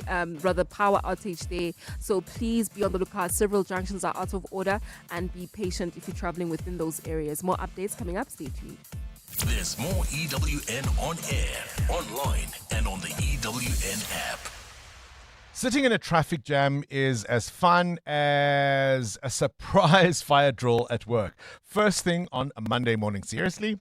But fortunately, the Outsurance pointsmen are on the roads, easing traffic congestion so everyone gets to where they need to be quickly and safely for the past 20 years. With Outsurance, you really always get something out. In proud partnership with 702, show them some love online using hashtag #PointsmanLove. Outsurance is a licensed insurer and FSP. The 702 MTN Small Business Awards. Let's talk shop. This conversation is just the beginning. 18 minutes after 8 o'clock. If you are a parent, we're talking about the rules you grew up with in your home.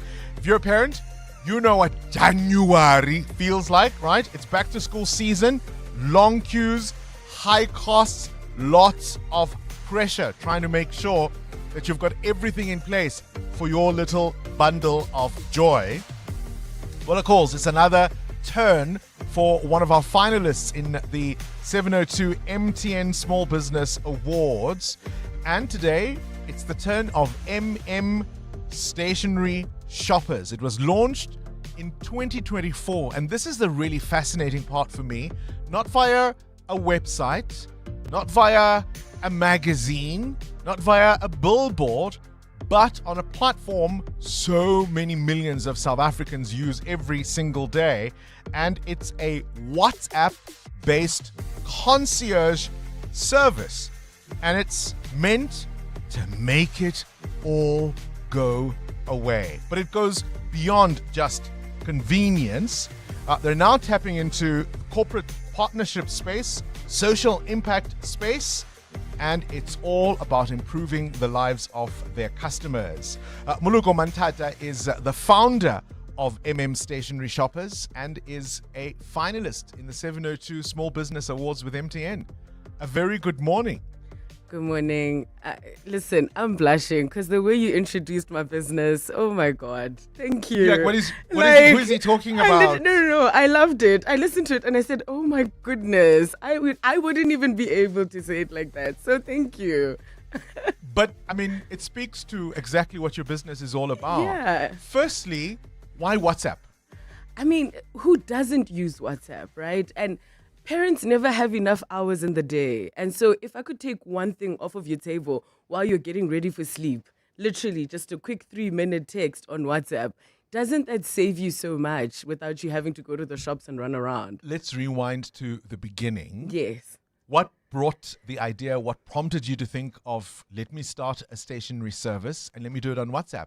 I just felt like stationery is one industry that felt to me that it's not evolving. And we're living at a time that's very tech savvy in a way. Yeah. And that frustration had me thinking, okay, there's got to be a simpler way to do this. Because like I said, ultimately, come January, parents are faced with the same problems across the board. It's literally, you've got parents who are overwhelmed, you've got long queues, you've got shops that are out of stock, you've got deliveries that don't make it on time. And this has just always been the norm. I've lived like that when I was a child. I'm watching myself as a parent today have to go through the same struggles. And of course, it's not only just in January. Stationery can run out in the middle of the year. Literally. Right?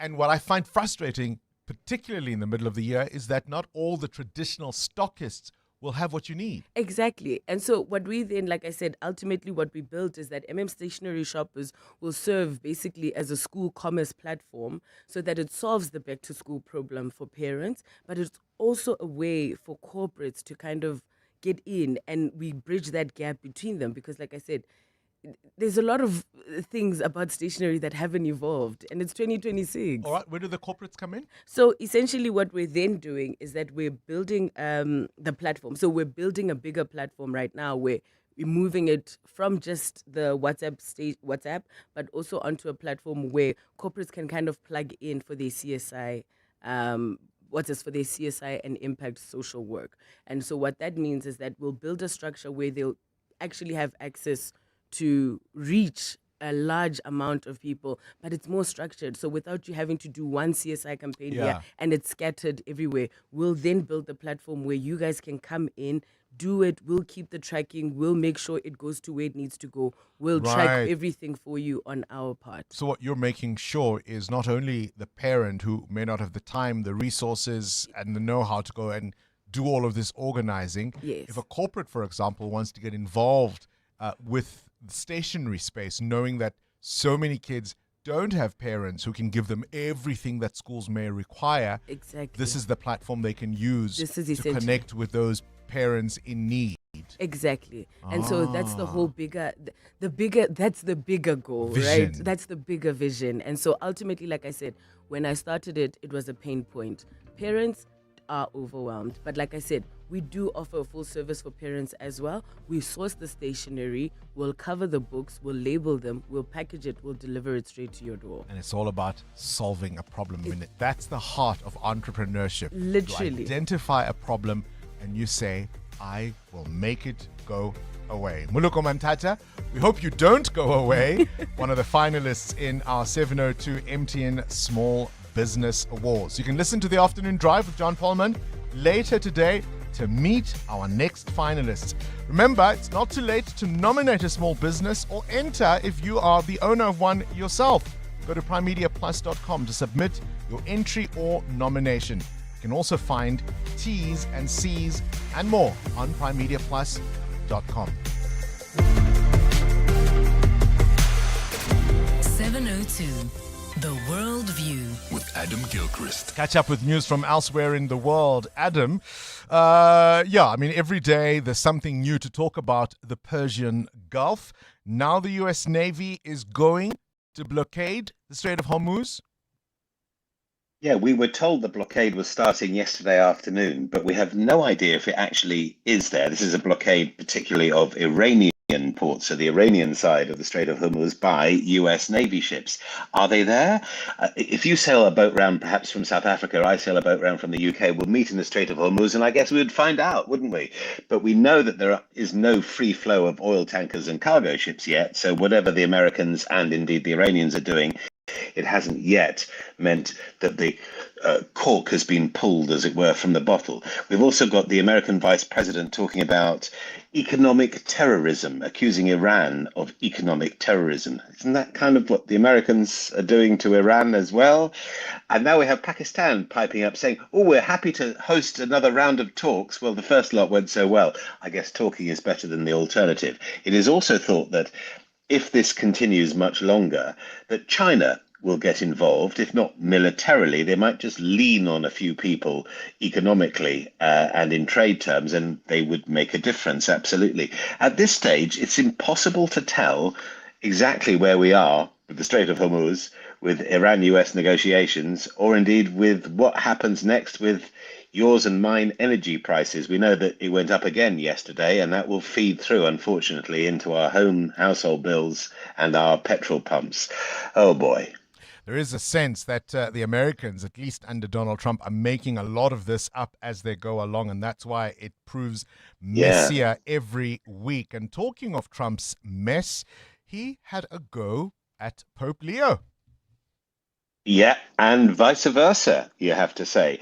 I don't think I have a particular problem. I was looking at this thinking, is it okay for a pope to criticize a president and vice versa? And I think it's okay if they stay the right side of diplomatic and kind talk. Maybe they've both gone a bit too far.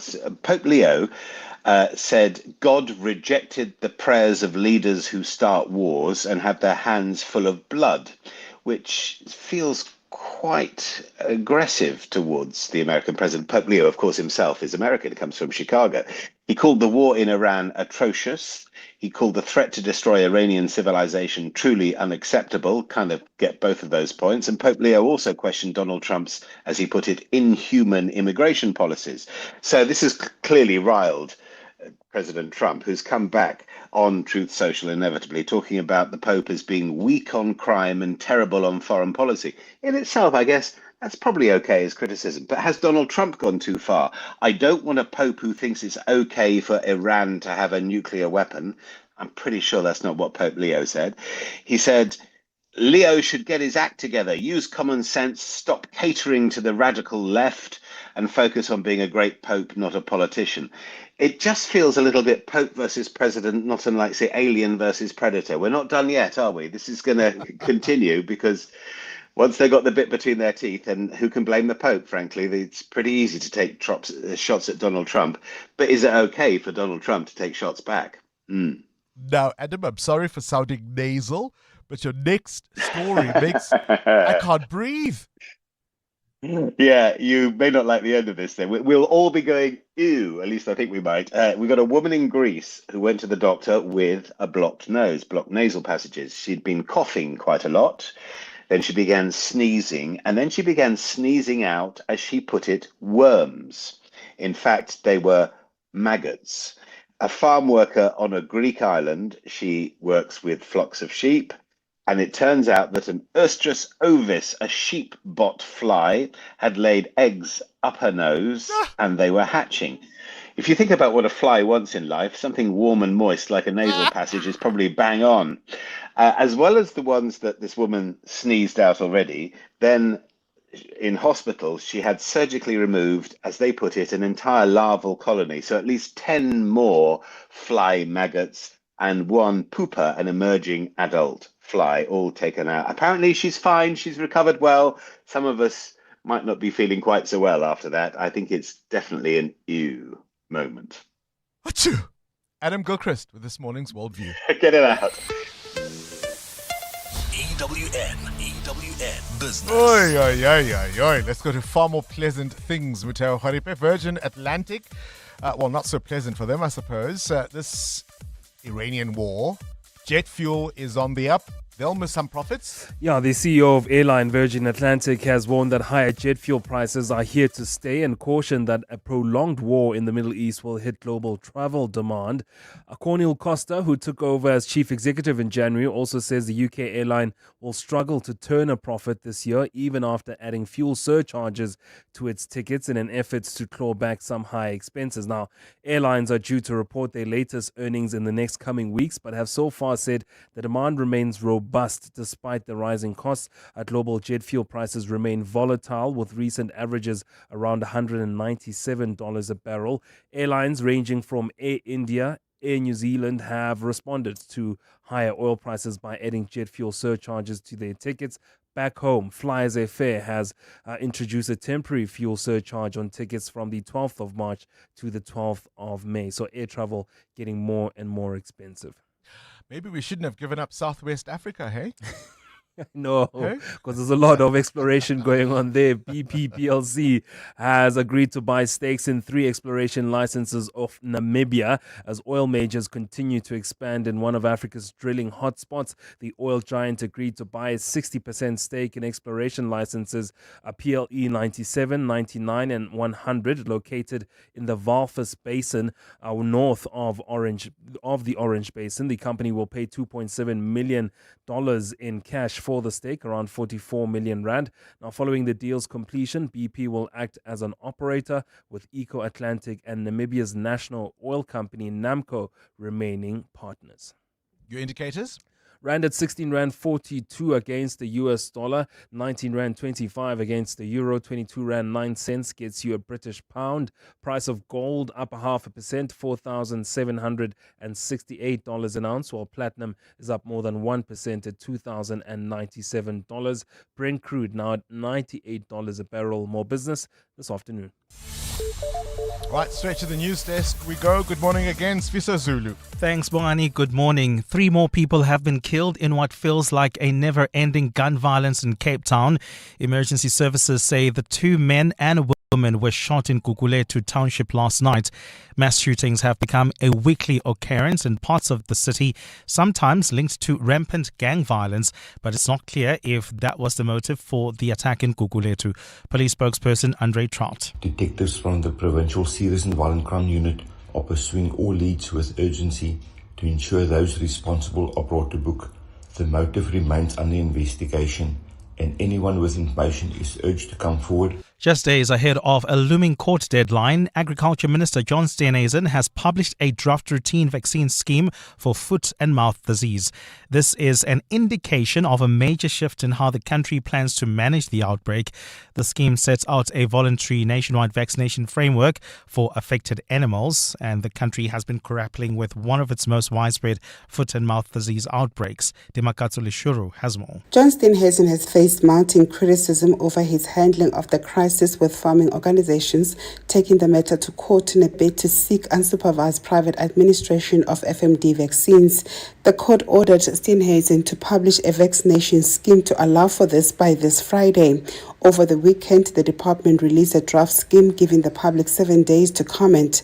A multi-stakeholder committee that includes veterinarians, scientists and agricultural bodies will oversee the implementation of the cost-sharing model between government and the industry. Farmers who opt in will have to meet strict requirements, including animal identification through branding or electronic tagging, national traceability, and regular biosecurity audits.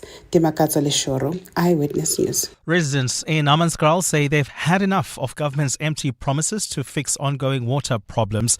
A planned meeting between City of Tshwane officials and residents collapsed last night after tensions boiled over.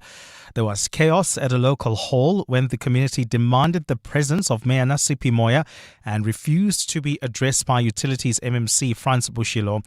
For more than 20 years, Hammanskraal has faced persistent water shortages and poor water quality, despite repeated promises from all levels of government to resolve the crisis. Community leader Katlego Mtombeni says a lot of people were frustrated as they gathered, expecting to hear directly from the mayor, but she was a no-show. People on the ground are frustrated. You can imagine you do not have water in your house. There is no water on your taps. There is no roaming tanks where you can get clean, consumable water. So you'll imagine people are frustrated. And they said the mayor called us. We need answers from the mayor. And the mayor's office has told EWN that she was delayed by another municipal engagement that ran over time. And the UN's residence coordinator in Sudan says the world does not seem to care about the cycle of atrocities in the country as its civil war nears the 3-year mark. The conflict has killed tens of thousands, displaced more than 11 million people, and created what the UN describes as the world's largest displacement and hunger crisis. The conflict pits rival generals leading the army and the paramilitary rapid support forces. And Denise Brown addressed a media conference about the war and a UN appeal to raise $2.9 billion for Sudan this year is only 16% covered as international aid contributions from member countries decline. We're in the UN speaking openly about the atrocities, the repeat of the atrocities. The question is, why isn't the world outraged enough to do something about it? It's what has to happen more? What more has to happen for everyone to sit up and pay attention to find a solution? A partly cloudy day in store for Gauteng with scattered showers and thunder showers. The temperatures will peak at highs between 20 and 23. And in the traffic, we've got delays on the M1 South. This is between the Baklu interchange and Caller Drive. There's also queuing traffic reported in Edenville. This is along the N3 North between Linksfield Road and Modderfontein Road. That's due to an accident. The top story this hour, 3 more people have been killed in what feels like a never-ending gun violence in Cape Town. The Midday Report. Weekdays, 12 to 1. Mapaye from Report. My sporting weekend was awesome. Pirates drew. Basically, Pirates is just Arsenal from Timu. There was a time where we wanted to sponsor Tottenham Hotspurs. Thank God. Oh my God, there's so much that's funny in that voice note. Did you just call Pirates Arsenal from Timu? Do you know what? He's got a point. I see it. One of those teams that are perennially up there challenging but never quite get over the line. Always the bridesmaid, never the bride. The Midday Report. With Mandy Wiener. 12 to 1 on 702. 702. The Audi Open House Sale event is now on. Until the 30th of April, it's the biggest Audi sales event of the year. Get to your closest Audi dealership and you can test drive a wide range of Audi models, explore exclusive limited time offers, and stand a chance to win an Audi Formula One experience. Now, if you've been waiting for the right time to experience Audi, this is it. Visit audi.co.za for more or to book your test drive. Terms and conditions apply. Attention all shoppers. Our supermarket shelves are full of unhealthy food. It's often hard for me to know which foods are good for my family. The information on packaged food is complicated and hard to understand. I wish we had easy-to-understand warning labels on foods high in salt, sugar, and saturated fat. We have the right to know what's in our food. Support front-of-package warning labels on unhealthy packaged foods. Sign the petition on healer.org. That's HEALA.org. Are you a legal practitioner looking to do your mediation course? Come and train in mediation with the Law Society of South Africa, the preferred leader in legal education with over 35 years of experience. We also offer advanced training, specialized skills development, and continuous legal education to ensure legal practitioners excel with competence and integrity. Stay ahead in your profession. Explore more courses at lssa.org.za. The Law Society of South Africa, leaders in legal education. 2026 is going to be a year of firsts when the Sanlam Cape Town Marathon happens for the first time in May. Love it. And continues to push to becoming Africa's first major. So, join Cape Town and the rest of the world when we rise again to run for gold and make history. That's what makes this one so special. By turning Africa's biggest marathon into Africa's first major. Putting Cape Town on the marathon stage with some of the greatest cities in the world, like London, Paris, Tokyo, Berlin. Doesn't get better than this. The Sanlam Cape Town Marathon, 24 May 2026. Get ready.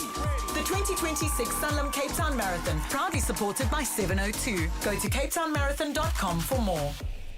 702. WhatsApp Bongani on 072 702 1702. Bongani and Kabazela, you just reminded me of my childhood trick. Me and my cousin, because we were not allowed to sit on the couch when we come, from playing, and we had to, wash our feet. So my cousin and I did this trick. So we only washed one foot. And when we were asked to show how clean our under feet are, we only show them one and turn around and show the very same foot that we show, and we're allowed to sit and watch the TV. Oh, that was so funny. Morning, Bongani and team. It is Basi from Johannesburg. So one of the rules that I had when I was growing up is that for some reason I could not go out 2 days in a row. Especially when I was a teenager or when I was coming home from university and visiting my parents. If I had plans on Friday night, I couldn't have plans on Saturday morning or Saturday evening or even Sunday. So for some reason, if I were to go out, it could only be for 1 day and that's it. Morning, Bongani Chablan from Adville. One of those rules for us was not to use certain cups and plates. I don't know where they're reserved for. Morning, Bongani and the team. Great show. What we are not allowed to walk on the carpet. You are only allowed to walk on those plastic layouts, path things on the carpet. So you're not allowed to sit on the carpet. You're not allowed to actually walk over the carpet. You had to walk according to those plastics. So for me, it didn't make sense.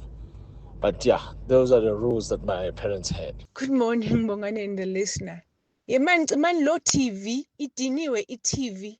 switch off the TV. The TV is tired. That was one of the rules that we had to live with in my mom's house growing up. What's gone viral with Kamazan? We're talking about those rules. Either you look back on them and you think, what were really, Mom? Really, Dad? Or you've actually implemented them, even though you might have thought they were crazy at the time. So many of you coming through on the WhatsApp line with those rules. Cindy Paluta, anything spring to mind? So I'm laughing because that one voice note said, "Oh, I wasn't allowed to go out twice in a weekend." That's the rule in my house. You're not allowed to. Yes, with my kids, you can choose. Either you're going to so and so's party on Saturday, but you're not going to somebody's house on Friday and then a party on. No, we're choosing one or the other, because everybody just needs to rest at some point. So everybody just needs to chill out. We can't be partying all weekend and then spending Monday to Friday catching up. You've got school, etc., etc. On the holidays, it's a bit different. But during school times, and they don't understand it. And I'm like, it's fine. When you get to varsity and you're by yourself, you can party Monday to Monday. But until then, absolutely not. But also, I mean, I think one of the reasons I like that rule is that their lives, especially at sort of late teenage stage, become your lives. Yeah. You're the one who has to make all of these, visits happen. And, well, teenagers love to plan their lives with the assumption that you are just available to just lift them at 11 o'clock at night. And there you are. So that is definitely the one rule. It was a rule that my parents sort of tried to implement at our house. But I'm listening to all these rules and I'm going, I don't know if we had rules. I remember like a very disciplined upbringing, like a very much like you greet elders, you're home on Sunday for Sunday lunch, etc., etc. But I don't remember rules, but somehow we were disciplined.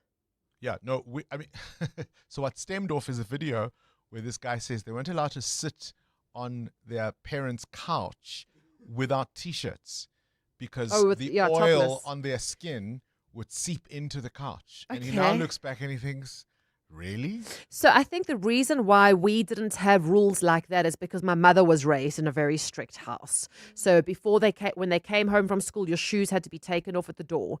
You had to go straight to your bedroom and change out of your uniform into clothes. You were not allowed to do homework in your room. Homework had to be done at the dining room table, and it had to be finished before my gran got home from work. There was absolutely no homework to be seen, like no school books around, etc., etc. When she came back, she wasn't allowed to go on any school tours. She wasn't allowed to have a lot of friends. So I think with us, it was a completely different set of rules. There were rules, but they were completely different set. Yeah, quite the same. Yeah. Certainly the rule about when adults came, because we didn't have a TV lounge and a formal lounge. Most people who came to visit my mom would sit in the lounge where the TV was. Well, sorry for you, no TV for you that day, because you greet, you offer something, and you disappear. Yeah. EWN Sport. Well, let's hope Banyana don't disappear. Nah. So it's a friendly today. It's just a friendly, but it's great because it's against Algeria. They're playing at the Princess Magogo Stadium in KZN. It kicks off at 3 o'clock today. It's one of two friendlies against Algeria. Captain Rafael Wejane says it's perfect preparation for the Women's AFCON that starts in July. We're expecting a difficult match against Algeria. The last time we played them was a long time ago, and the last matches also for them were qualifiers and friendly matches. It's difficult now at the moment to kind of analyze them because of the changes that they have in the team. But we are also focusing on ourselves. We've got quite a number of new players, returning players, and we're hoping that we can gel together and get a good result. Big night in the Champions League as Barcelona and Liverpool have to overturn 2-goal deficits if they are to make the semi-finals. Barca are travelling to Atletico Madrid, while PSG, the defending champions, are travelling to Anfield to play Liverpool. Reds midfielder Dominic Szoboszlai. Personally, me, I believe completely because I know what we are able to do. I know what kind of players we have. I know what kind of mentality we have, and we showed it many times, maybe not every time, but many times. And that's what we need from the start of the game. 10-man Manchester United lost 2-1 to Leeds at home last night. Okafor with both Leeds goals and Casemiro with United's goal. United's outraged by the ref's decision to show Martinez a red card for pulling Dominic Calvert-Lewin's hair. United boss Michael Carrick. You can elbow Lenny Yoro for the first goal in the side of the head, leaning arm obviously, and then you can throw your arm in Leach's face. And then as he's off balance because of that, and he half grappling, he kind of half touches the back of his ear, which then pulls the bubble out, which then leads to look like I don't even know what it looks like. It's not a pull, it's not a tug, it's not aggressive. He touches it and he gets sent off, and worst of all, he was actually sent to overturn it, clear and obvious error. It's shocking. Tottenham Hotspur captain Christian Romero is out for the rest of the season with a knee injury. Spurs have 6 games left in the season at 2 points behind fourth from bottom West Ham. In rugby, the University of Pretoria dominates the Varsity Cup final, thrashing Northwest Eagles 31-3 to be crowned champions for a record 6th time. And in the IPL, Sunrisers Hyderabad upset Rajasthan Royals, winning by 57 runs. Cindy Paluta, Eyewitness News Sport. EWN Traffic. 13 minutes before 9 o'clock. Let's catch up with the roads. Amo, give us a wrap of the traffic on this Tuesday. Well, Bongani, we do have delays on the M1 North between Boysons and the double-decker section. There's also queuing traffic in Morningside along Rivonia Road towards South Road. That's due to an accident. Travelling on the M1 South, delays between the Baklu interchange and Corlett Drive. That's if you're heading towards Melrose. If you are travelling in the city of Tshwane, do expect delays along the N1 South. That's due to a major accident scene, with delays coming out of Montana Park towards Linwood Road. The N4 West is also backed up as a result of the scene, so please be on the lookout there and approach with care. More updates at the top of the hour. Stay tuned. There's more EWN on air, online, and on the EWN app. Every day, the products we buy, from food to medicine, depend on barcodes and standards to ensure they're safe and legitimate. And that's the work of GS1 South Africa, the official supplier of barcodes for South Africa and the SADC region. On Wednesday, the 15th of April, GS1 South Africa will host its Indaba, bringing together business, regulators, law enforcement to stop counterfeit goods and illicit products from reaching store shelves and to protect South African consumers. GS1 South Africa, powering trust in data for everyone, everywhere. Breathe in, insurance. Breathe out, pineapple. In, insurance. Breathe out, pineapple. Again, in, insurance. Out, pineapple. Again and again.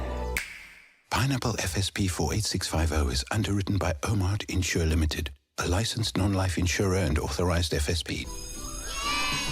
At Fly Sapphire, we know that some of the most important lessons take place beyond the classroom, on sports fields, stages, and tours. And so, we've brought back our School Booster Initiative, where 10 schools stand to win 10 domestic return flights each, helping their pupils fly further, dream bigger, and do what they love. Visit flysapphire.co.za. Tell us how these flights could benefit your school, and you could be a winner. Fly Sapphire, for the love of flying. T's and C's apply.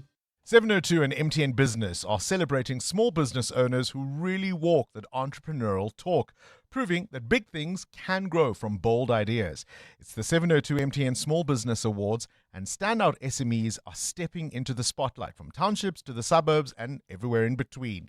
So tune into 702 Breakfast and Afternoon Drive every weekday to meet our finalists and hear their stories. And if you're running a small business or know one that should be a part of this conversation, there's still time to enter or nominate at primemediaplus.com, because the next business we talk about could be yours. The 702 MTN Small Business Awards. Let's talk shop. T's, C's, and more on primemediaplus.com. Coming up on the Clement Manatella Show on 702. And of course, between 9 and 12 is the Clement Manatella Show. A good morning to you, Clem Zozo. What's on the show today? Good morning, Bongs. Coming up on the show today on the 702 Open Line, we'll reflect on that decision by the NPA yesterday in as far as the Life Esidimeni tragedy is concerned. They've said that they found sufficient basis to institute criminal prosecutions against some of the key players. So we'll remind our listeners who some of those key players are and what, in fact, the investigations have found before because the NPA is not naming them yet, but it could be one of the people that already recommendations have been made before for prosecutions to follow. We'll also reflect on what the US president has been doing, busy betraying, quote unquote, Christians, which really are his traditional base in the US, given what transpired yesterday with that picture and then him deleting it, etc., the fight with Pope Leo. But at 10 o'clock, we're going to be in conversation with the health ombudsman, Taule Mokoena. And then at 11 o'clock, we do our World of Work feature. Today, we're discussing executive empathy. And then we wrap up the show at 11:30 with our health and wellness feature. The focus today is on autism assessments in children. That's the Clement Manatella Show between 9 and 12. It's 6 a.m. in Kenya. Victor's little sister starts high school today, but her fees need to be paid first. Back in Jersey, Victor logs onto the Absa banking app and sends her money and a little extra for lunch. It arrives instantly. Your money makes their world go round. Send cash to 18 countries across the world with Absa Global Pay. It's safe, instant, and affordable. Your story matters. Absa is an authorized FSP and a registered credit provider. T's and C's apply.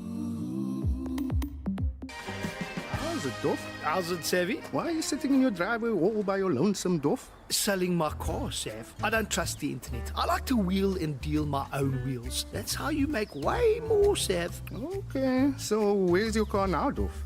Potential buyers took it for a test drive. When did they take it for a test drive, Doff? 3 days ago. Should have sold it to We Buy Cars, Doff. Yeah, Savvy. Don't be Doff, be savvy. We Buy Cars, geared for a fast, safe sale, geared for you. This is Breakfast with Bongani Bingwa on 702. Let's walk the talk.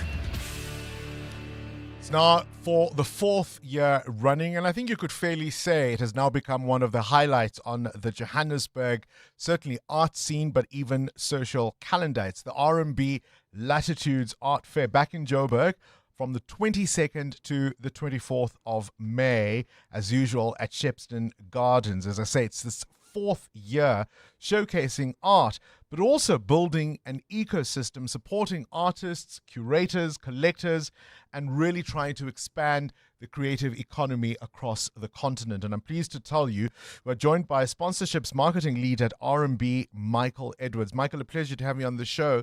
Thank you for your time this morning. Yeah, Bongani, thank you so much for having me.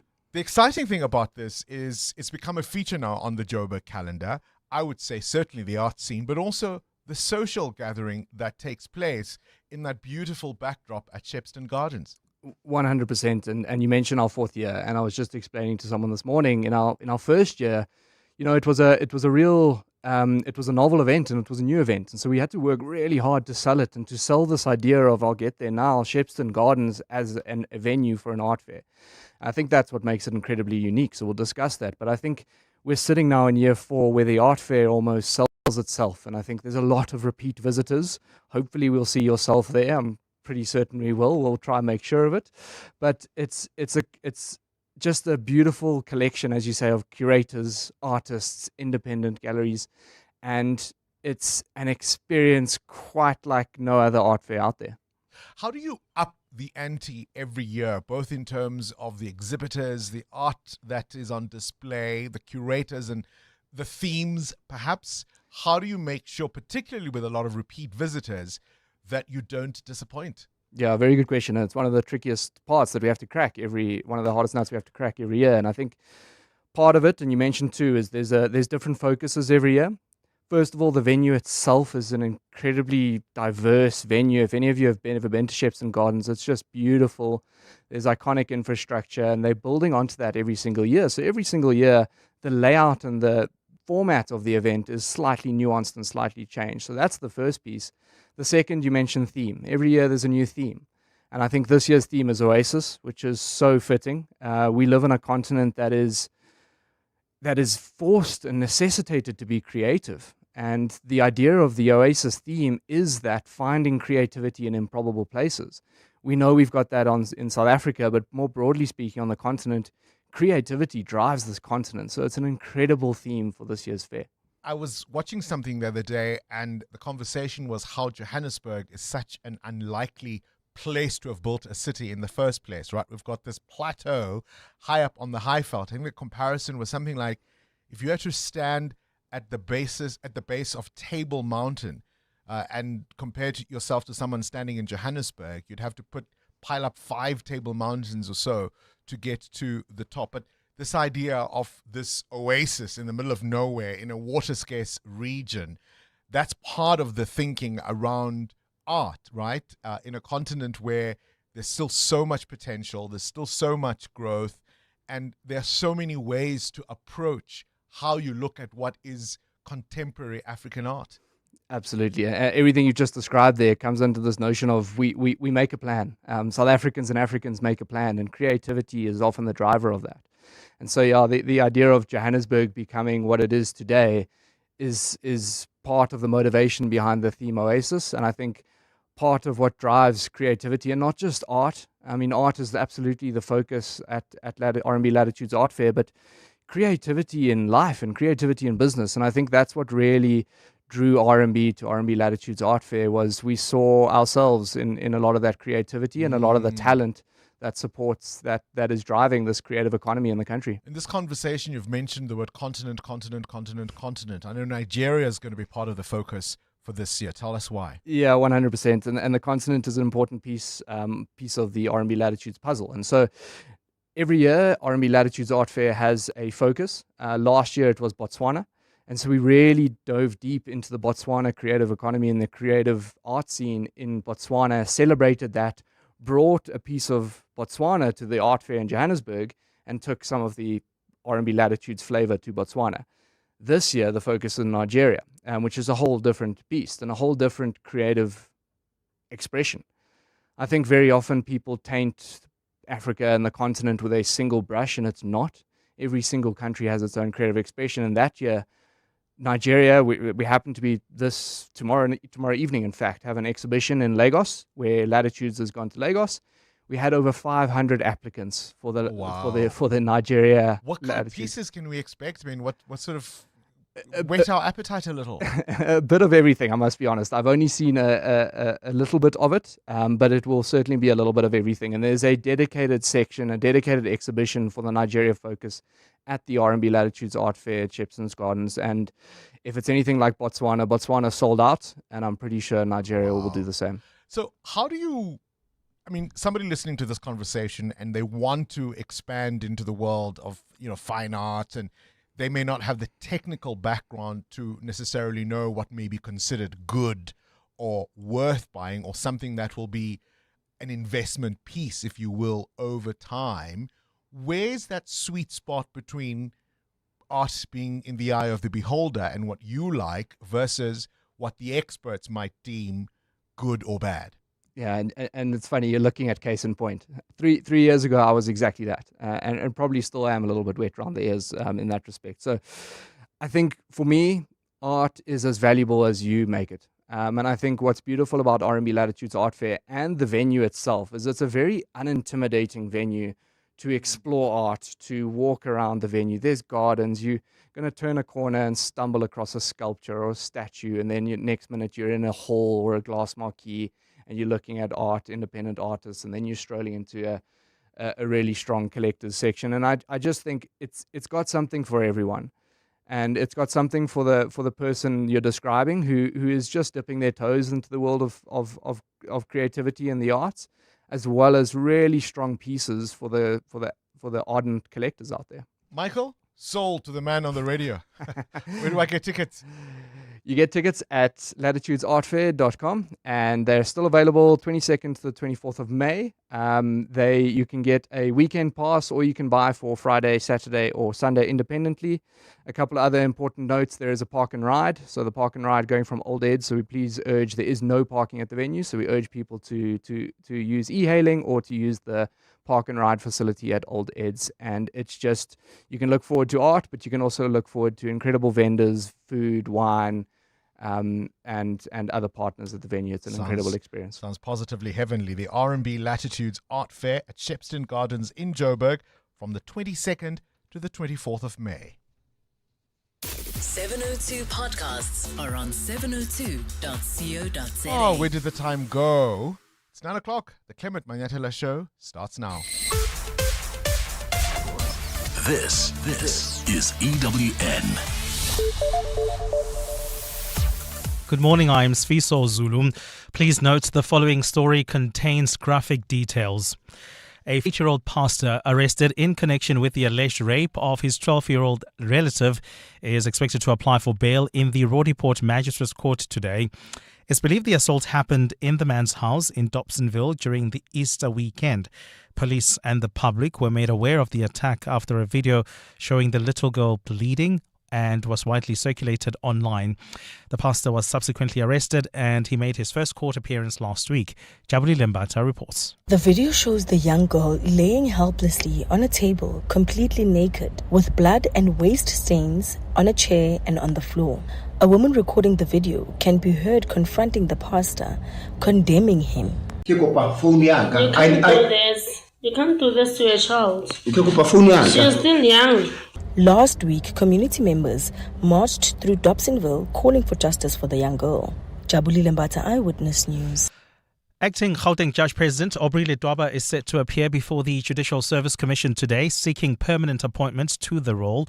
Ledwaba is the only candidate vying for the top position in the country's largest and busiest court division. The vacancy became available after Judge Dunstan Mlambo was elevated to Deputy Chief Justice in July last year. Nkosi Khona Malinga Mnisi